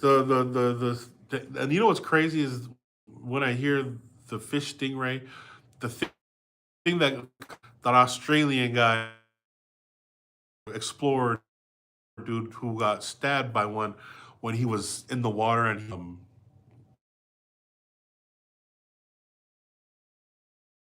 I think he was below the stingray. I can't remember if it was below, and it poked him right in his heart, and it looked like that's how sharp that boom, killed the sting, and it was out. The thing is, the stingray. Well, stingrays that put the stinger obviously sharp, but there's not many of them. They're saying. The Fijians wanted them, the Tongans had them, but there's not many of them. So it's like, it's scarce, but they're driving a hard bargain. Supply and demand. Supply and demand. This fish is found in the greatest quantity at an island called Uea, which lies about midway between Vava'u and Ha'amoa. All right, let's look that up. Uea, between Vava'u and Ha'amoa. Stingrays between Vava'u and Ha'amoa. Oh, Vava'u and Ha'amoa. Does anybody, and holler at me if you have, know where Uea or have, is it Uea? He spells it Uea in here. Ooea. AOK. Wallace and Futuna, Niue, Tonga. So between Ha'amoa and Tonga, there's a place called Uea. Oh, there's an island called Hihifo? Neyafu, Vava'u. No. No Uea. Okay. Anyway, stingrays are there. If anybody wants a stingray, there's between Ha'amoa and Vava'u, there's a lot of stingrays over there. Where am I? Oh, okay. It has already been remarked that the sandalwood tree will not transplant to Tonga. Why is that? Everything grows in Vava'u, right? Why wouldn't it grow in Tonga? During the time Kamala was at Pau, which is in Fiji, a vessel was wrecked off the island, and all the crew except 2 perished. The wreck was taken possession of by the natives, who got out of her a number of dollars and a quantity of muslins, guns, with some other. From these circumstances, it would appear that she was an American smuggler on her return from Peru with part of her original cargo undisposed of. One of the men was afterwards killed in a quarrel with the other. Mr. Mariner could not learn the name of the vessel. So I guess an American ship ended up in Fiji. One of them, and then it wrecked and only 2 survived, and one of them killed the other one. No record of the name of the ship, no record. Well, obviously, there's not going to be a record. If it wrecks and it drowns in the ocean, because the best thing about the sailors and the ships back then, and even watching the Mutiny on the Bounty, both movies, and even with Mariner, because Mariner was the clerk, and so he was the one documenting everything, is the fact that they took log of freaking everything. They logged everything. And the history that was logged on the Mutiny on the Bounty, that was logged so well, the movies were almost identical. The 1962 version and the 1984 version, right? And now that we have Mariner's book, he also brought a log, which we don't even know if he was able to leave Vava'u with the logs with him. But he had to have been, because he logged the dates he had. So he had his logbook with him, and they're great people, are record keepers, right? It was important, especially if you're logging something for a ship that the king owns. You had to log every day. The people of Pau gave Kamala an account of an enormous lizard, which they supposed must have been sent by the gods from Pulotu. Pulotu is the spirit world. Late one evening, a canoe put in at a neighboring small island, and the weather being very hot and the crew much fatigued, they resolved to sleep during the night upon the open beach. After having been asleep some time, they were awakened on a sudden by the loud cries of one of their companions. When starting up, they observed by the light of the moon, with the utmost astonishment, a prodigious lizard plunge into the water. At this, they were greatly alarmed, and missing a man, they went farther up the country for safety. Early in the morning, one of them went into the sea to bathe and was also snatched by the monster. The whole island was soon in a state of alarm. Everybody flocked to the beach, but no lizard was to be seen. And in the course of the day, they who belonged to the canoe took their departure. So Kamala's being told a story, and it may have been a crocodile or alligator, right? I think that's what everybody was thinking when I read that part. A large lizard that could devour or consume a man and drag him into the ocean, right? I don't think it's like Lake Placid type alligator. I think if this was a shipwreck and there was an alligator on the ship, then obviously the alligator would be in Pau, which is what the Pau guys are saying. The Fijians are saying is, yeah, these alligators or this giant lizard are big enough to pull men into the ocean. A few days now elapsed, during which the prodigy was nowhere to be found, and they supposed it was gone altogether. Convinced of its having been the visitation of a god for some crime they had committed, and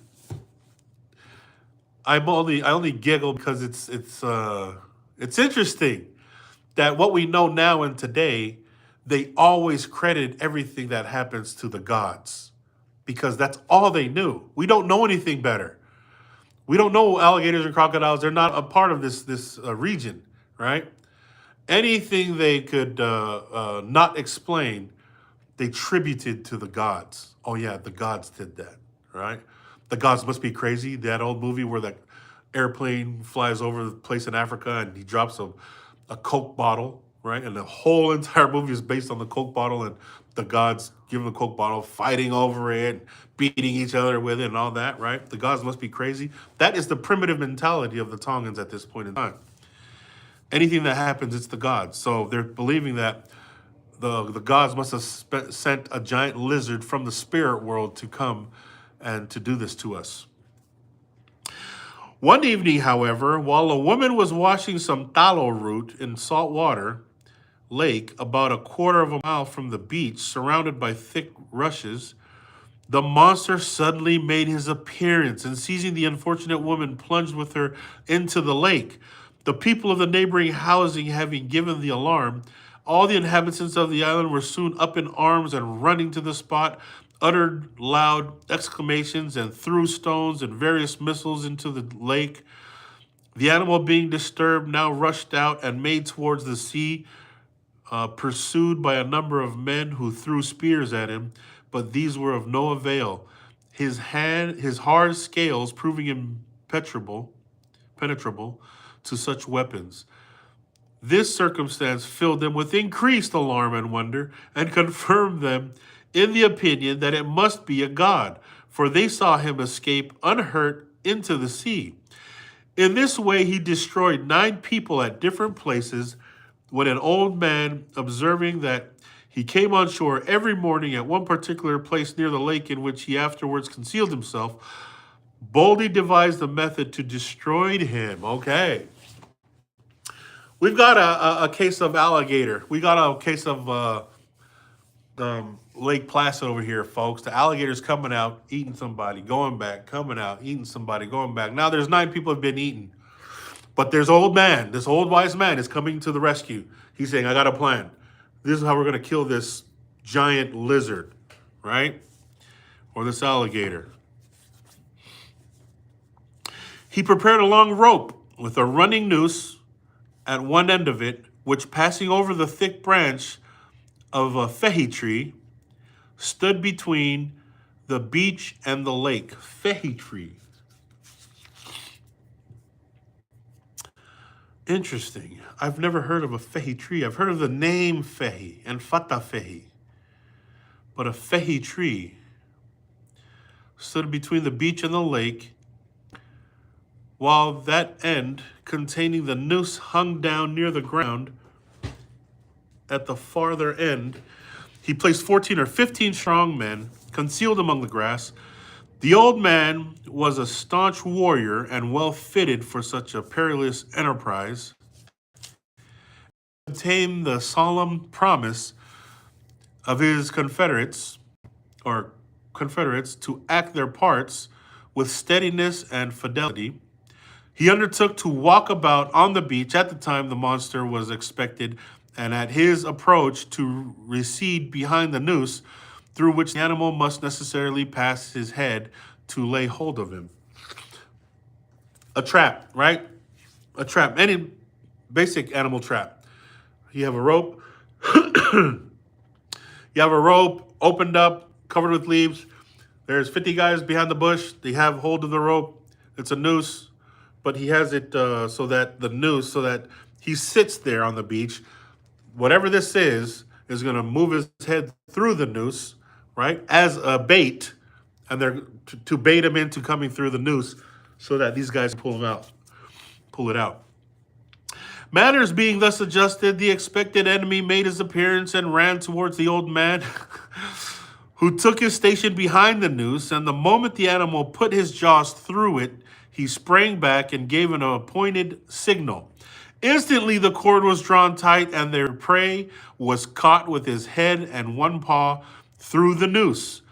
They soon secured the rope and, running up, beat him about the head and pierced him, whether they could, till at length, after much hard work, they killed him. When their toil was over, the first thing they thought of was to try if he was good to eat. These Fijians, bro, right when they're done, right? Because the last time when the alligator or whatever this crocodile came in and took the lady and took off, they were already running and throwing spears at it, and it bounced off like like it had armor on. So this man devised this plan, caught it, and they beat it and stabbed it and everything else. Now it's dead, and the first thing they say is, "Let's try it. Let's try it and see how good it is, right? Delicious it is." Funny guys. Accordingly, selecting those parts which they thought the tenderest, they baked a sufficient quantity, and finding it very good, made a hearty meal. Oh, snap. Kamala saw the bones, from the description of which, as well as from what he had heard concerning the living animal, Mr. Mariner supposed that it must have been a crocodile, which by some accident had made its way from the East Indies. And as it was the first of the kind of the natives had ever seen or heard of, we need not wonder that they supposed it to be a supernatural lizard sent by the gods from Pulotu as a punishment for their offenses. Okay, so I guess the scientific method ran its course, right? When they first believed religiously or spiritually that no, this animal from the spirit world came and started eating our people, they finally figured out how to trap it, how to kill it, and now they've cooked it and they love it. It was a crocodile. Kamala saw the bones. Kamala described it to Mariner. Mariner said, "Oh, that's a crocodile, right? Or an alligator, or whatever that is." Can't remember what the difference is. I think it's in the legs or the scales. Oh, I think it's in the nose, right? If I'm not mistaken. Holla at your boy. Bawa is decidedly the largest of the Fiji Islands and much larger than Vava'u. But Kaumoala gave an exaggerated account of its size. This is typical Tonga guy. And storytellers, right? Guys who entertain themselves with stories. There's no TV, there's no internet, there's nothing else. Storytellers, not only do they tell great stories, the reality, the realistic, real version of it, but of course they're going to tell a better version of it, and the story gets better and better until we have stories like the movie Moana, right? It gets better. And all these stories right here that I'm telling you right here are definitely freaking Disney worthy for sure. Or at least made up to be, made. Okay, so Kamala is about to describe the island of Va'u. He described it to be so large that many of the people in its interior had never seen the sea. Oh, shoot. Kamala is going to tell these people about exaggeratedly how big Fiji is. Like, kau tama. Ko whonua Fiji masi. Kau tama ko I loto. Ia ka kai o na no foi loto. O teki na sio na tolo he tahi. He vai. Yeah? That's I can only hear those stories in the freaking Kama circle. Like, huh? You know, she don't tolo he me ago tahi pe koe. Now no for uta loto. That's how big it is, right?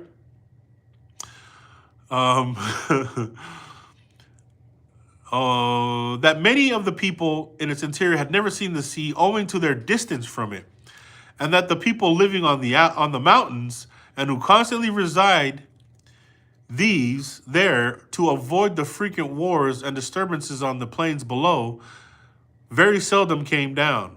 And when they did and saw fish for the first time, they would not believe but what they were otuas, and wondered very much to see people eat them. So now he's saying, you know, on the plateaus and the high ground, yeah, they haven't seen fish. They war over there so much that the people that live above in Fiji on the mountains, they don't know what fish look like. And when they see fish, they think that they're gods, and they wanna see or watch people eat them. This nigga buzz hitting is what he's doing. The mountains on the western side called Takaunove are the highest. On the base of these mountains are two hot springs situated near together, at which a neighboring garrison generally boil their yams and plantains by putting them into a vessel with holes inside and suffering the boiling water to pass through it. Now, I have not been to Fiji, y'all. Okay? So you're gonna have to let me know where these hot springs are, because they're saying the hot springs are hot enough in Fiji to cook food in, is what they're saying. That's what what you call it? That's what Kau Moala is saying. Jeremiah Higgins, who was at these islands 13 weeks, saw the steam arising from these springs, but he had not an opportunity of approaching the spot. So there you go. Um, Remember, because they didn't all go to the same places. Mariner didn't all go to places where the other Palangis went. And now Jeremiah Higgins' testimony is saying, yeah, I've been in, I've seen this theme, but I never went in the water. So that was just another witness or testimony of the hot springs in Fiji.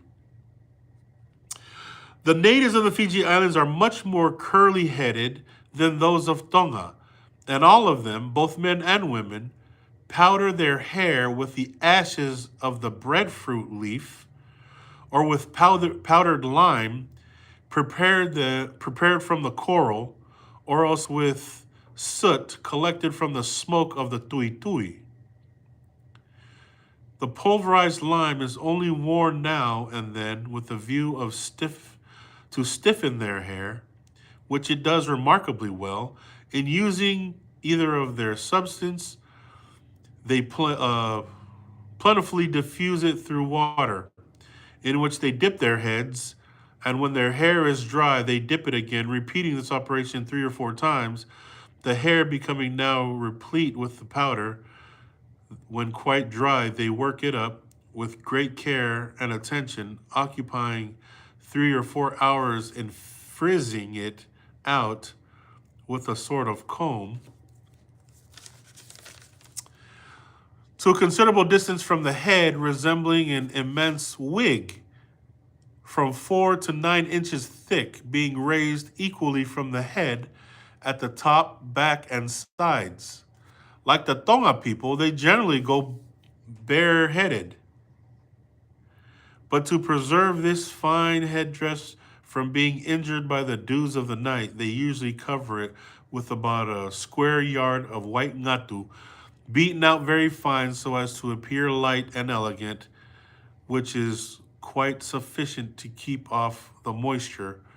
They tie it on with remarkable neatness. So this is how Fijians took care of their hair back then, right? Because black people take care of their hair similarly the same way today, right? Afros. But he said they dipped their heads into this powder, and the powder made it so that they can stick combs in it and straighten it 9 to 12 inches of afro, right? And eventually, once it gets long enough, it seems like it straightens down because they cover it, right? It says resembles a wig, like Tonga people. So it says right here, Tonga typically went bareheaded, bald, basically. Preserve the fine headdress from the injured of the dew, so they cover it, right? with ngatu. So that's how they used to do their hair to make it look good. All right. Let me take a quick freaking sip of this drink over here before we move on. Where's the other freaking? Before we move on, need a drink.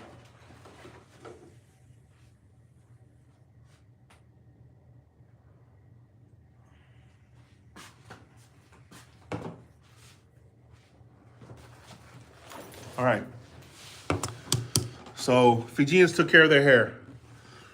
The afro ones. The ones with the afros. All right.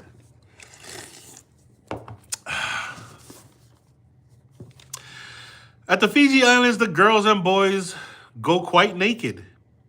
The former till they are about 10. So the boys go till about 10, they're naked. The latter till 14. Oh, the girls go till about 10. The boys go till about 14. They're naked. And then after which the girls wear the usual dress of the women, a sort of circular apron about a foot or 14 inches abroad, worn quite around the waist.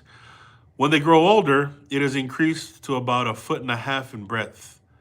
At the age of 14, the boy begins to wear the mahi, or usual dress of the men, which has been accurately described by Captain Cook as seen by him at the Sandwich Islands. So Captain Cook obviously described the mahi, and the mahi is like when they did it in Tonga when they go to war, the symbols on the tattoos to show.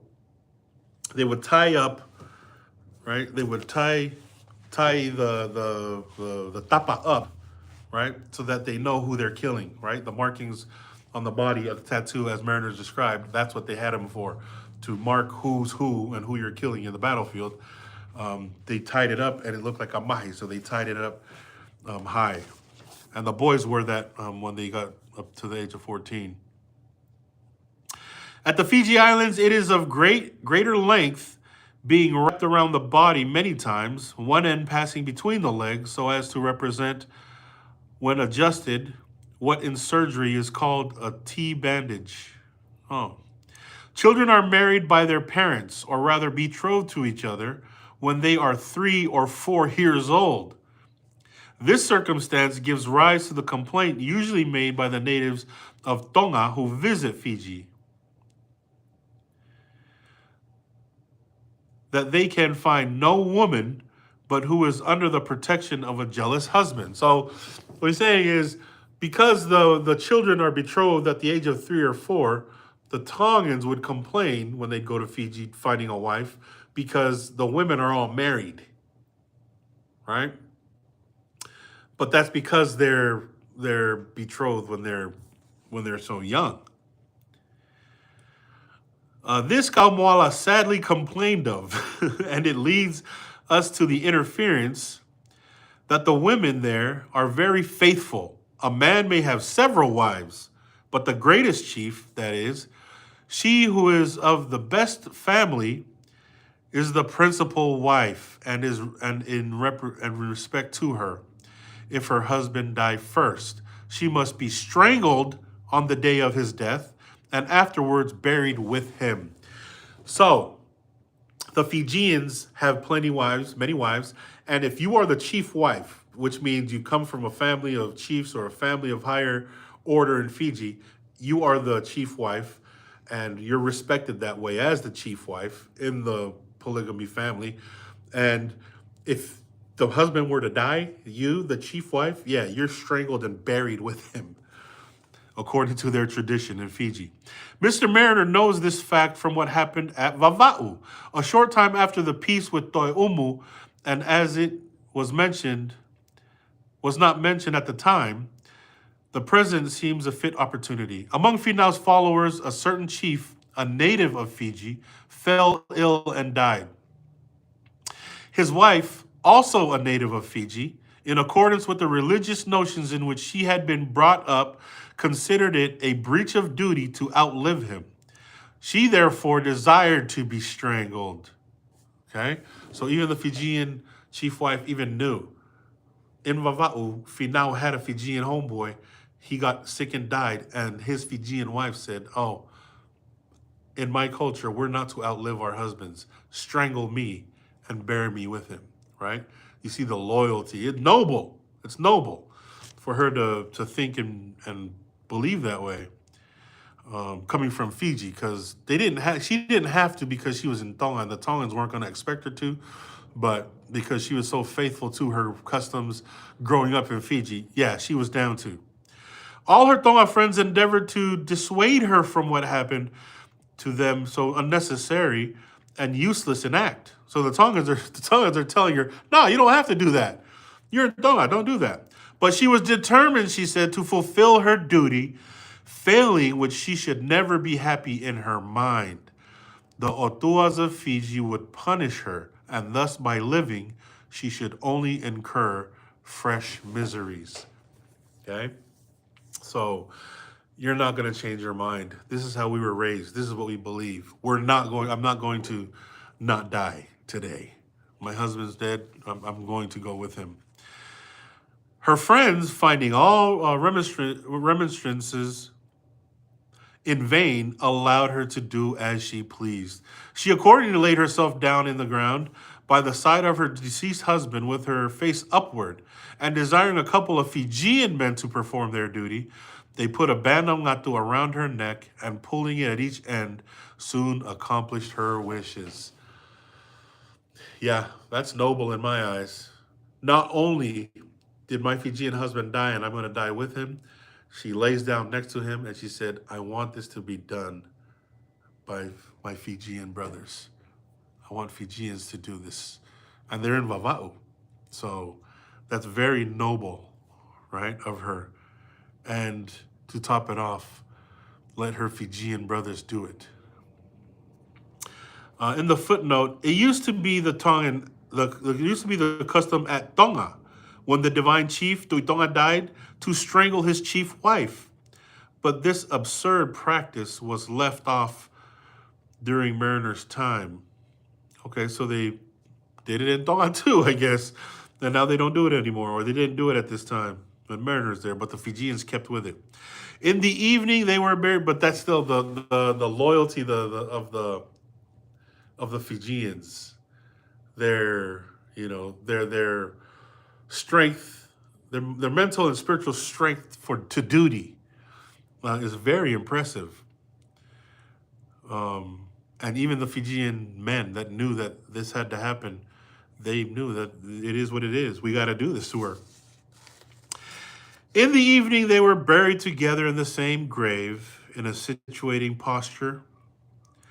According to the Fiji custom, Mr. Mariner happened not to be present when she was strangled, but arrived in time to see them buried and to hear the account of the recent event from those who had been eyewitnesses. Both sexes adopt the custom of making an incision in the lobe of each ear and introducing a piece of about an inch long of the mid-rib of the plantain leaf to keep it distended. When healed, they insert a thicker piece, and after a still larger portion of the wood itself, so as to cause the lobe of the ear spread and hung down considerably. So he's talking about the ones that we see from African nations who gauge the ear. He's saying this is what they do. They gauge the ear. They stick a piece of wood in there, and after a while they stick a bigger piece and a bigger piece and a bigger piece so the lobe is hanging. We only see that in African nations today. This practice, as it is considered ornamental, the women carried to a much greater extent than the men, and at length introduce such large pieces that the ear hangs down almost to the shoulder, the opening being about 10 inches in circumference. Yeah, see, they gauge the hell out of it. Frequently, by overstretching the lobe, it splits. And there are many women seen with it hanging down in two slips. Golly. So they gauge their earlobe so much that it hangs almost down to the shoulder, and sometimes they gauge it so much that even it splits. And now there's two pieces hanging from the ear, is what he's describing. Their skins are by no means so smooth and sleek as those of the Tonga people, owing to the circumstance of their not oiling themselves. So you're saying, yeah, their skin is not silky smooth like the Tongans because they oil, they oil their mugs all up. At the Fiji Islands, the gods are consulted in much the same way as at Tonga. There are indeed some few trifling differences in the ceremony, but these Mr. Mariner is not sufficiently acquainted with to state accurately.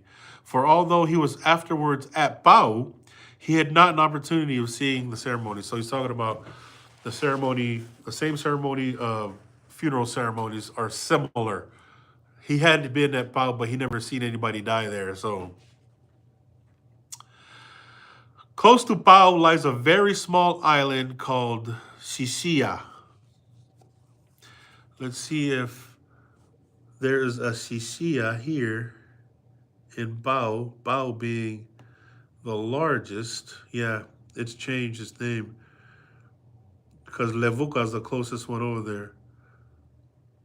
Vandra, Kadavu Island. Yeah. So it used to be called Sisia, whichever one it is. Probably Levuka because it says really close. The nearest part is not more than 100 yards from Pau. Okay, so it's Levuka. Levuka used to be called Sisia. There we go. Because it says it's not more than 100 yards. Yeah, is that the closest one? Yeah, Levuka is the closest one.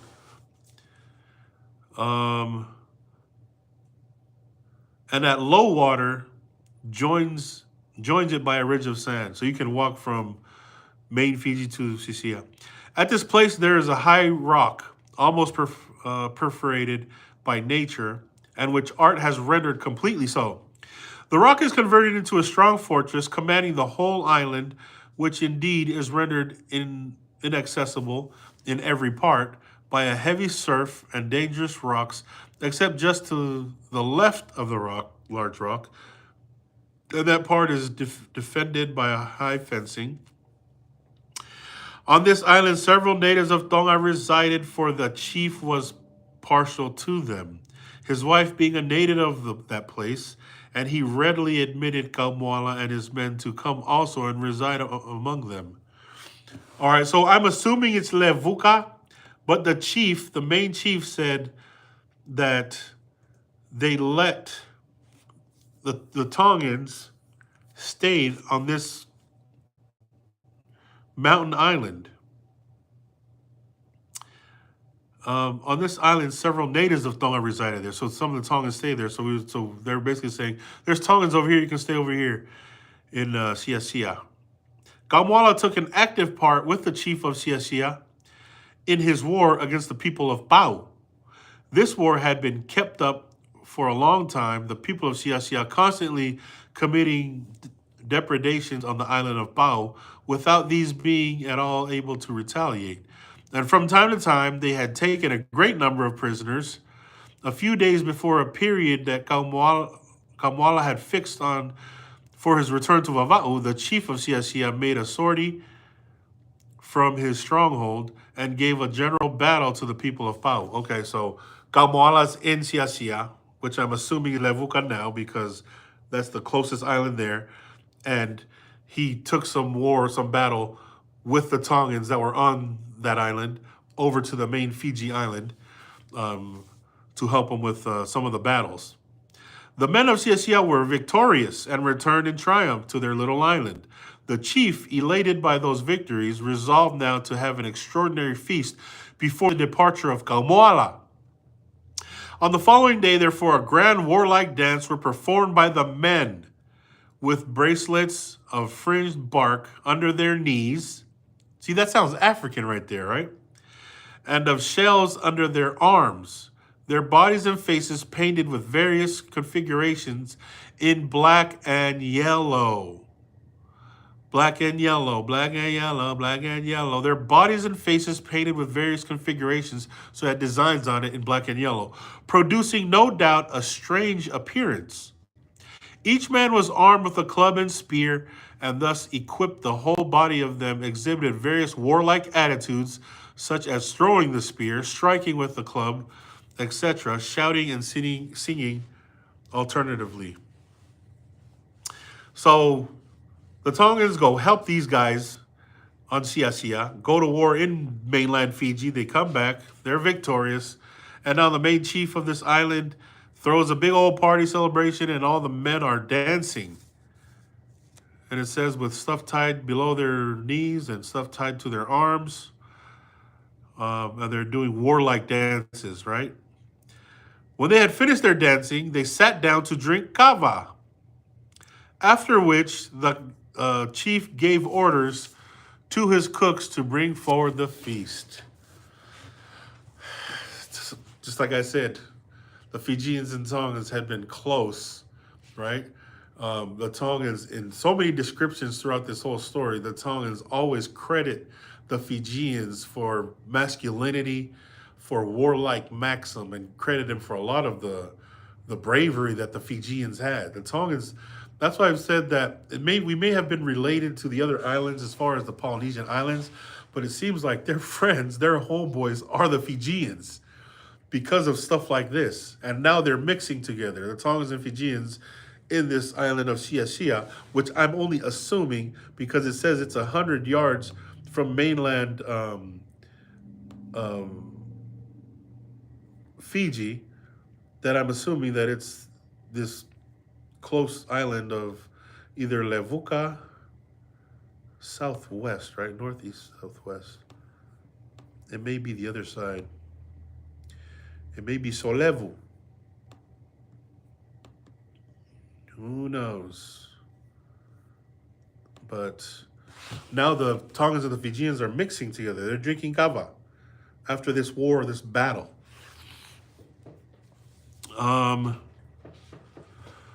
Immediately they advanced 2 and 2, each couple bearing on their shoulders a basket in which the body of a man barbecued like a hog. Okay, after the celebration, the dance and everything, the chief says, all right, bring the food out.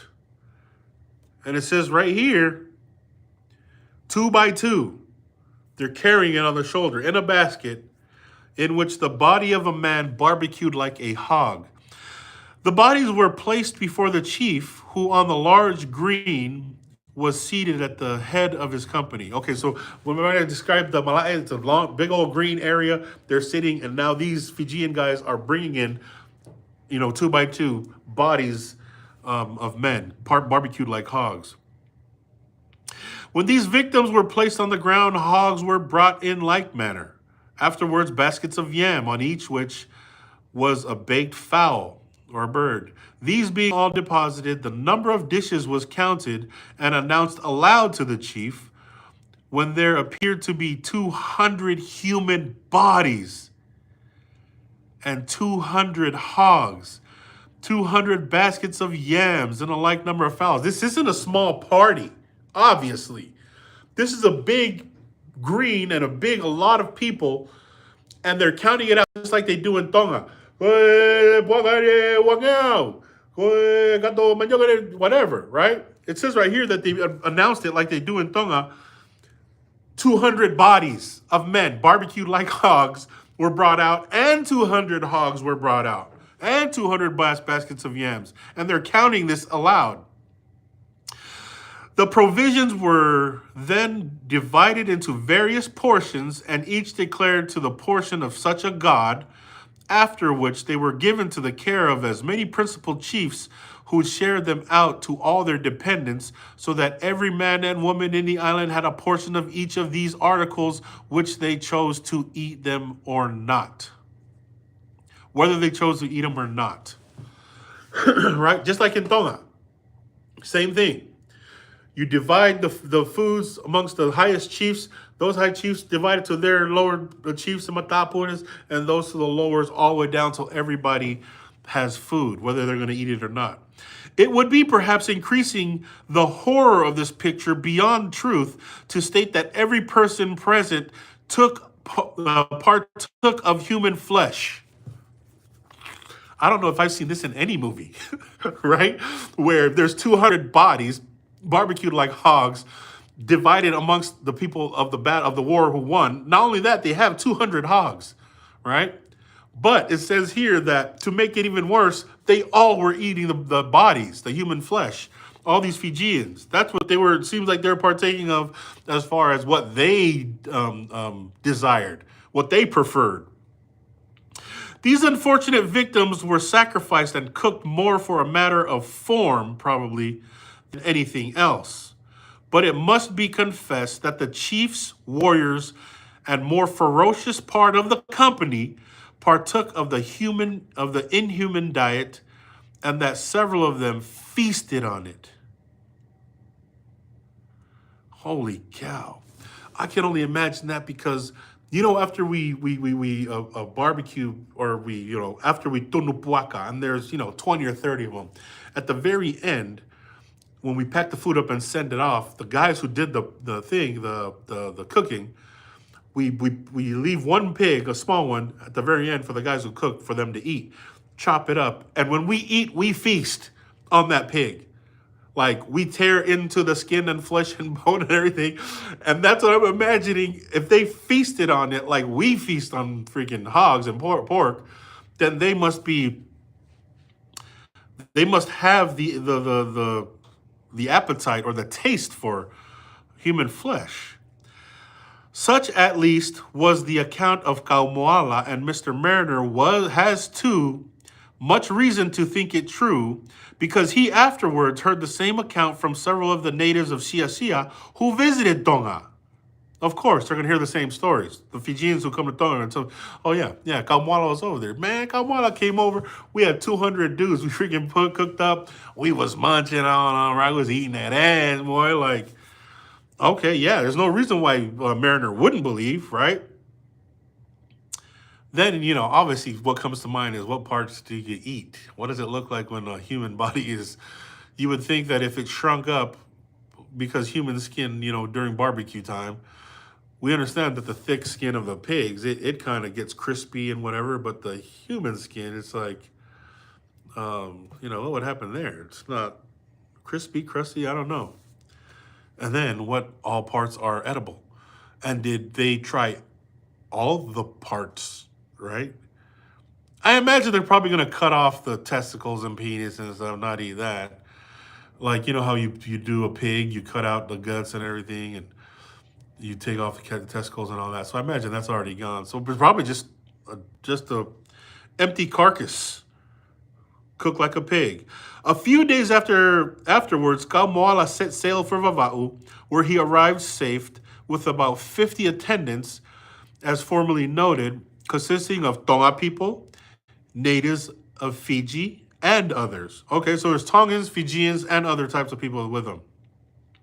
Oh yeah, that's right, because he had some Futuna guys there, and he had some curious Lotuma people there. So, okay, they're all from the different islands. And this is what I mean as far as traveling, like going through traffic and just going from place to place, city to city, town to town, like we do today. Seems like that's what they did back then. And people just caught a ride and mixed and matched, back then, like we do now. As soon as his arrival was made known to Finau, he issued orders to the owners of the different plantations of Vava'u to bring the malae to the malae at Neafu whatever they could afford as presents to Kaumoala and his companions. Okay, so there you go. Finau sent Kamala, and Kamala is finally back. And even though he's back from a long time, remember he had to rebuild his big old canoe in Futuna, and it took him a year, and now he was in Fiji for a few weeks, going at war and battle. So it's over a year after Finau sent Kamala to go get Sandalwood. Oh, snap, this is crazy. And then Finau, issue orders to the owners of the different plantations of Vava'u to bring to the Malae at Neafu whatever they could afford as presents to Kamala. So, hey, Kamala, you guys go bring what you guys got in your uta, whatever you guys got that we can make gifts for Kamala. He's here. Because obviously they're going to show up with all kinds of stuff from different places. He's been gone a long time, which is probably a short time to them because a year, it's not like they kept track, or, Mariner said that they didn't have a certain track of time, but they did count, obviously rotations and orbits, right, of the sun and the moon. And the full moon is obviously, and the moon in Tongan is mahina. The measurement of 1 month is mahina, right? So that may be it, and it's the same way the Indians describe time, right? Many moons ago, right? The Tongans call 1 month mahina because when it's full, it's the mahina, right? So that may be how they came up with that as far as the mahina in a month. It is always customary to make presents in this way to any newly arrived party, particularly to persons with much respected, as was Kamala, or who have been long absent. So not only was Kamala of chief, but he was gone for a while. Let's bring him presents, right? And it's no different from Hawaii. When you show up, you get gifts, you get leis, right? And at the same time, they're probably expecting stuff from the visitors too, but that's a common practice throughout all of Polynesia at this time. On this occasion, there were wrestling, fighting with clubs, kava drinking, etc., as formerly described. Okay, so they're having a celebration where they're wrestling, fighting with clubs, drinking kava, and so forth. Right? So we described this before in one of the weddings when Ha'amoa came with two, or Moengangongo, Finau's son, came from Ha'amoa with two women, two wives, right? He already had two Tongan wives from Ha'apai. They got to Ha'apai. They did the whole ceremonies, and they had guys fight during the wedding, right? Because it's part of the ceremony. They fought with clubs, right? They did tag teaming with wrestling and everything, and even some of the women did it. And the crazy part about this was some of them would have a, dislocated shoulder or broken arm or whatever. But Mariner described them to be nonchalant about it. Like, it's just the way it was. Nobody had, like he's saying, describing in England, if this was a fight in England, yeah, no, those guys would be enemies. But that's not how it was here. This is just part of the celebration. Nobody gets hurt, or anything, right? It's all just part of it. It must be remarked, which is also a testimony to the strength of discipline, right? It's all in the mind. They had control and over it, right? They had a rapport where now holding grudges is common, Not amongst, I don't think it's much amongst the men, because especially the Kawa guys, I guess whatever, men don't do that. Women, on the other hand, which Mariner even said, that's a female trait to Tongans. Whatever, if the women are holding grudges, that's just what they do. But the men themselves, they hold themselves in order, right, with nobility and dignity. It must be remarked, however, that whom these great exhibitions of wrestling and fighting are shown on account of the arrival of visitors or persons who have been long absent, it is customary for the newcomers to be challenged by anyone or everyone of the island who chooses, so that in the end they are pretty certain of getting a thorough beating. Oh, snap. So all these guys from Fiji, Futuna and Lotuma, right? When they go up to this celebration that they're having, now the guys over here in Vava'u, it's customary for them to challenge the newcomers, right? Lotuma guys, Futuna guys, Fijian guys, they're challenging them. And they do it apparently so that eventually they get worn out and get their ass kicked, and they get to have a war story, a good one. No man, however, is obliged to accept the challenge, nor is it thought dishonorable to refuse it. In short, as they merely beat one another in a friendly way, it is considered a sport for general entertainment, in which any man may take an active part, if he feels himself at all so disposed. In these encounters, they frequently get their arms broken, but this gives no one any concern, scarcely even the party who suffers, who immediately gets it set by one of the company. They are all tolerably expert at this from frequent practice, and bound up with bandage of ngatu using splints made from coconut tree. There you go. There's a description. They often break bones. They often, dislocate stuff. But somebody on their team just puts it together, pulled it, and tie it with ngatu, right? Like you're at a rugby game and somebody just locates your shoulder, and you see a guy with a rug and playing rugby. Another guy comes and freaking puts you over your shoulder and tries to snap it into place. That's what's going on over here. All right. These guys are crazy. In these encounters, they frequently get their arms broken, but this gives no one any concern. That's what I mean. Nobody's concerned. It's all good. It is what it is, right? Scarcely even the party who suffers, who immediately gets it set by one of the company. They are all tolerably expert at this form, frequent practice, and bound up with bandages of ngatu, using splints made from the coconut tree. So they bandage them up, they splint them up, and they send them on their way. But it says right here, nobody shows concern because they know what it is. This Kaumoala guy, and let me know if any Vava'u people here have any families of these names, right? There's so many names that I state that I've never heard. But this Kaumoala guy went on a journey. This whole chapter was on Kaumoana or Kaumoala, right? I knew a Kaumoana. That's why I keep on saying Kaumoana. If I said Kaumoana, it's not. It's Kaumoala. This chapter itself was a story, an episode of its own. Just Kaumoala's travels, right? Just like in the earlier chapters with Tui Halfatai, that was its own travel to Fiji, right? The Futuna story, the Lotuma story, those are all just series or chapters or episodes of their own, stories of their own. So there's so much rich and thick storytelling, and there's so much in the description of what Mariner saw.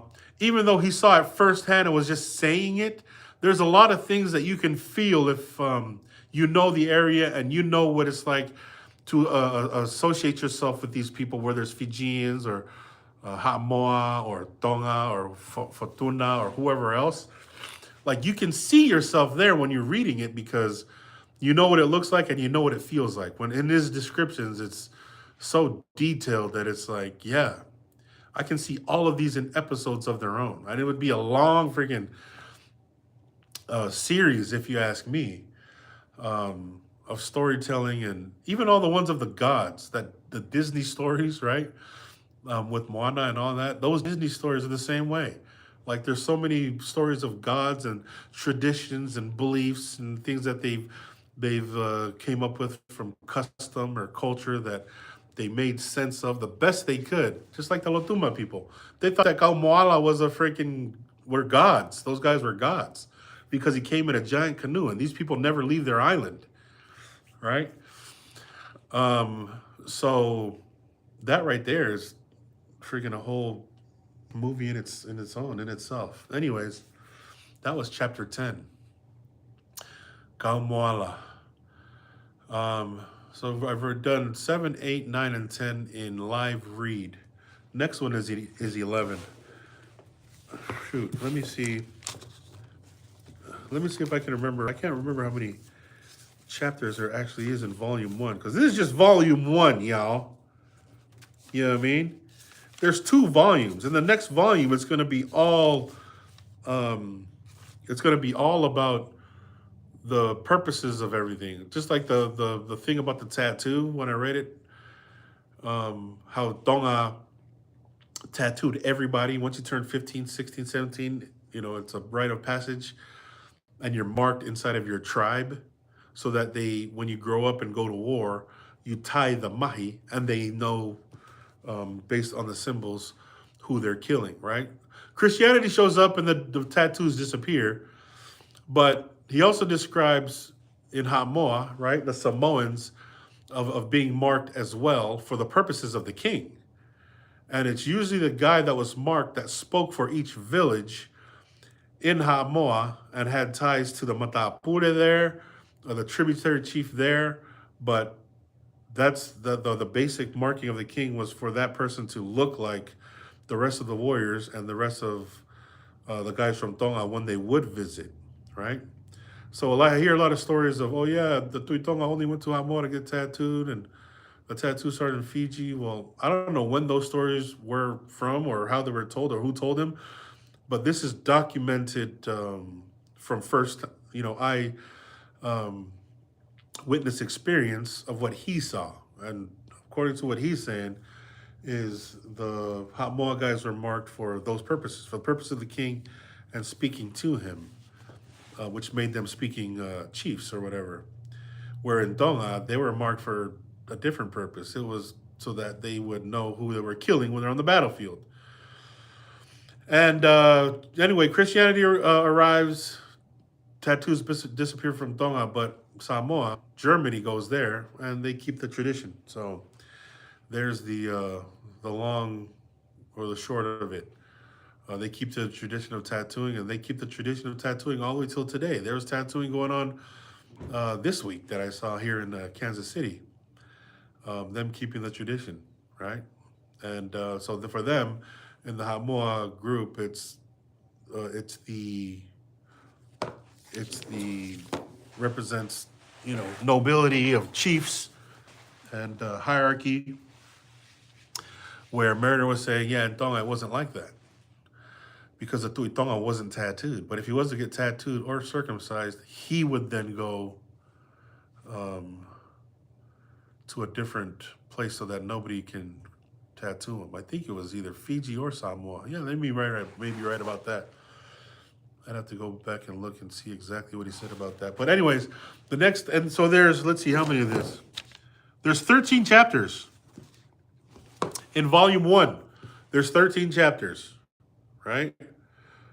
And then there's volume 2. So that was 10. So we got 3 more chapters in this. 11, 12, and 13. Dang, this is a freaking long time coming, but there's 3 more chapters in volume 1, and then I'll start doing volume 2, because volume 2 is the details. It's the devil's in the details. Why kava? Where they sit in the kava? Where, who was doing the kava? All of that when Mariner was there, right? Because the good thing about him is not only did he document and kept good logs, but he was the son of the chief. He was adopted son of the king, Finau Ulukalala. So, and he also said how his mother, Mafihape, one of Finau's wives, made sure that he was armed with all the education of the customs, the traditions, and the culture of Tonga, so that he knew it from the perspective of a prince. So that was the interesting and in-depth detail of Mariner. So anyways, that was chapter 10, y'all. Tomorrow's Friday. I'll probably roll up tomorrow and we got a wedding this week here in Kansas City. So, and it's a Tonga guy marrying a Samoa girl. We're in Trenton, Missouri, but that's in Independence. So we're gonna go out to Kansas City for the wedding this weekend. Hopefully nothing's going on tomorrow and I can stop by and do chapter 11. And then we'd be two chapters closer. But yeah, 3 more chapters, 11, 12, and 13. And we'll be done with this. Anyways, let's see what we got. Moatonu, inu vai siana. Yep, Fiji's crazy, man. The Fijians, those were the dudes, man. The description in this book is like, yeah, the Fijians were the dudes. They were our dudes, man. They was the homeboys. Maybe talking about Rotuma. Oh, okay. Yeah, it's Rotuma. Because he spells it with an L. Rotuma.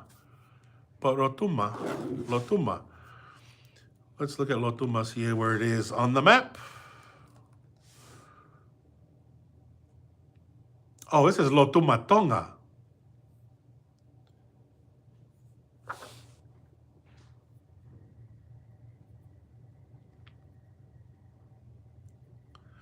Rotuma's in Vava'u.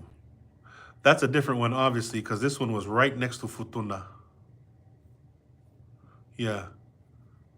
Let's see. Fiji. Yeah. That's not it. That Lotuma's in Vava'u. But this Lotuma was its own island next to Futuna, right? So let's look at her from a closer distance. Cook Islands, aka Tonga Reva, Tonga. Yeah. Anyways, we got 3 more chapters in volume 1, man. This is crazy because I've been doing friggin' trying to do this off and on for the past year. No, it's got to have been more than a year. Dang, I've been doing this off and on for 2 years, even. It's 25. It's June of 25, 24. I started 23. Yeah. Year and a half, 2 years. That's crazy. I got to give it to anybody who freaking does this type of stuff because, yeah, it takes a lot of time.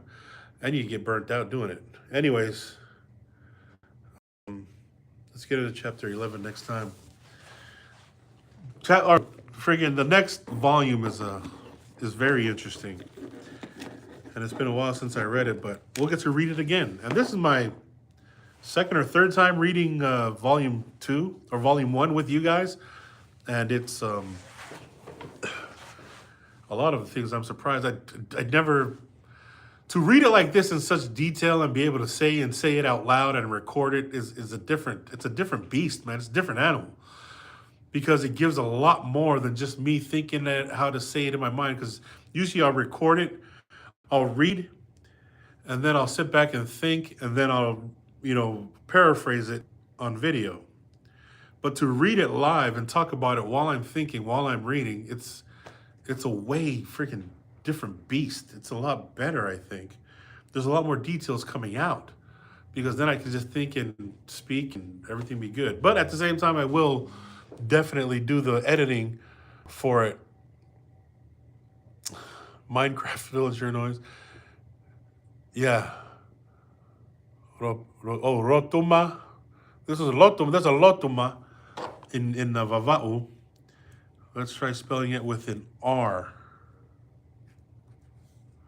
Oh, that's in Fiji. Okay. See how closely tied it all is? There's a Lotuma in Vava'u. There's a Rotuma in Fiji. And then there's a Lotuma, or they named this Lotuma next to Futuna. According to the story from the Lotuma people who were in Futuna at this time. That means that it was tied closer because after the divisions of when the world started dividing up Polynesia, the names started changing. They started abbreviating. There was Palangi names like Cook and Wallace and whatnot in there. But back then, it was just Futuna and Lotuma, 2 islands. All right, and even the Fiji island names changed as well, as far as the book is concerned. But like I said, this is before the divided lines of Polynesia were divided. These guys had it all the names were there, all the the properties and the ownerships, the chiefs, who owned what the habits were, and the Fijians, man. Golly. The Fijians have a rich freaking history, along with the descriptions that these guys give of Fiji and of Tonga. So anyways, all right, y'all. Thanks for joining me today. Kava University School of Thought, where we read between the lines and connect the dots. That's all I'm doing here as far as reading my history. I'm giving a book report and connecting dots as I see them, when I see them. And I hope you guys enjoy it. And who knows when I'll do the freaking editing versions, but I will, because that is part of the next phase of what I always wanted to do, which was to turn it into, now that we have AI, turn it into AI episodes of storytelling and eventually into live action, right? That's the goal anyway here. So thanks for coming with me on this journey. Let's see. Tofavaha, what's up? Beans and Roots. George Vason next. I'll see what's up with George Vason. I did start reading George Vason a few months ago. Uh, uh, do a backflip, no can.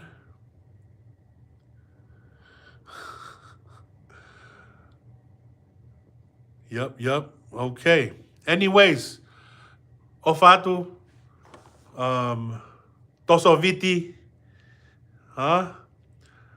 Tofaso Ifua, and all the other languages which I wish I had down. But hey, Lotuma and Futuna and Fiji called the Otua the same thing, Otuas. These are their Otuas. So before the divided lines, we'll call it, what should we call it, before, when Mariner was there, before the divides, before the lines, before the divides, before the divisions, before the splitting of property, before the real estate. Anyway, I'll come up with some freaking term.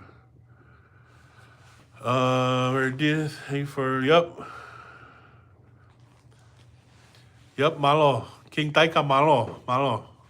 For sure. And I'm excited now to get into chapter 11. But now, chapter 7, 8, 9, man, I wish, there's so much going on in here. Like, and I'm doing this by myself, but the dream itself is so vast. It's like, we can freaking turn this into something, and not just a story, or not just of war and, wartime people or anything. Before the divide, before the divisions of Polynesia, like what it actually looked like, and how the theory of Tonga being the capital of this empire, because they seem to move around as freely as anybody could, but at the same time, of course, reading into other historical figures, if they had spent time before the divides, before the divisions, to create a story, because it has so much religion, so much God, so much custom and culture and tradition and superstition, and right, the stories are so many, and there's so many details in them that it's like, oh my gosh, we've got to see this up on screen for sure. Because mostly because of the principles that we have today, that we share with the ancient world, that we share, that we still keep today. Even that, now that we're Christian, most of us, and are in different denominations of Christianity, the behaviors, or the faith, and the knowledge of God, instinctively, right? It's like instinctive. Well, like we've always known this. We've always believed this. This isn't anything new. Where Christianity showed up, oh, this is Jesus Christ, and he teaches about love, faith, hope, repentance, all this stuff, and it's like, well, we believe that our gods believe those are good characteristics anyway. We already believe that. Our gods know that, right? I think that's why it was so easy for us to adapt, because this Jesus Christ guy, right? And we call him a how. We call him a champion, right? Every time my dad prays, he says, "Go mau tu'i mau how mau," right? And to them, champion is won through military battle. He's the how of that area, right? And so for the Tongans to call him a how, because he championed death, using that respect, or that honor towards him, like, no, he's our champion. If he conquered death, and he teaches all the disciplines and all the characteristics that we hold true to us, then he is our God. He is our champion, Jesus Christ. That's why we are so easily adapt to that. Where recently I heard, somebody say, "Oh no, that was forced upon us." Okay, maybe somebody was forced to, but nowadays it's not forced. Now, what do we believe now? We still believe it. Maybe from whatever the story that I heard, maybe somebody was forced to back then, but King George the First knew what he was doing, and it was a noble thing to do, and we adapted easily. So, anyways, have a beautiful day. all of you at work, all of you taking a break, all of you traveling. And hopefully I can get some flight benefits so I could travel. We got one of my kids to go to the airport. You know what? Go to freaking airport, dude. Freaking, um, we want to travel like we do back then, right? And not for the sake of just voyage or travel, because I did hear a lot of we've had discussions on the reason why a lot of people work at the airport is because we have an innate sense of voyaging, right? And the person who said this I thought was ridiculous. We have an innate sense of voyage, so we're gonna go work at Delta. We're gonna work on the ramp. Like if we had an innate sense of voyaging, we would have, you know. And maybe he meant, well, because we go work there and we get to travel a lot because we want to. But really, in all actuality, I think we have a deep sense of being together. That's what I think that is. Because all my friends, parents, and family, and anybody who has benefits, they don't travel just to travel. They don't voyage just to voyage. They always travel to go be with somebody else. That's why they travel. My mom has benefits, and every time she travels, you don't ever hear her traveling anywhere where nobody she knows is at. She goes to New Zealand, she goes to Australia, right? She's been to Tonga, she goes to Utah, Oregon, California, but it's always to be with somebody, which is what I feel deep down. Like, no, we go to visit each other. If we have any, all the ones whose parents are more proud of the guy who works at Delta than they are of the guy who got a PhD in something, because because of this guy we get to go see our family. Because of this guy we get to be together. Anyways, there's something in that sense of being together that draws us to Christianity too. The being together thing, the family thing, and that runs deep, rooted in our instinctive Tonga. Back then, they just wanted to be together. They would run away from each other to be with other peoples of their relations, right? So, anyways, I'm long-winded. Kadox, Ofakamodolu. Till next time.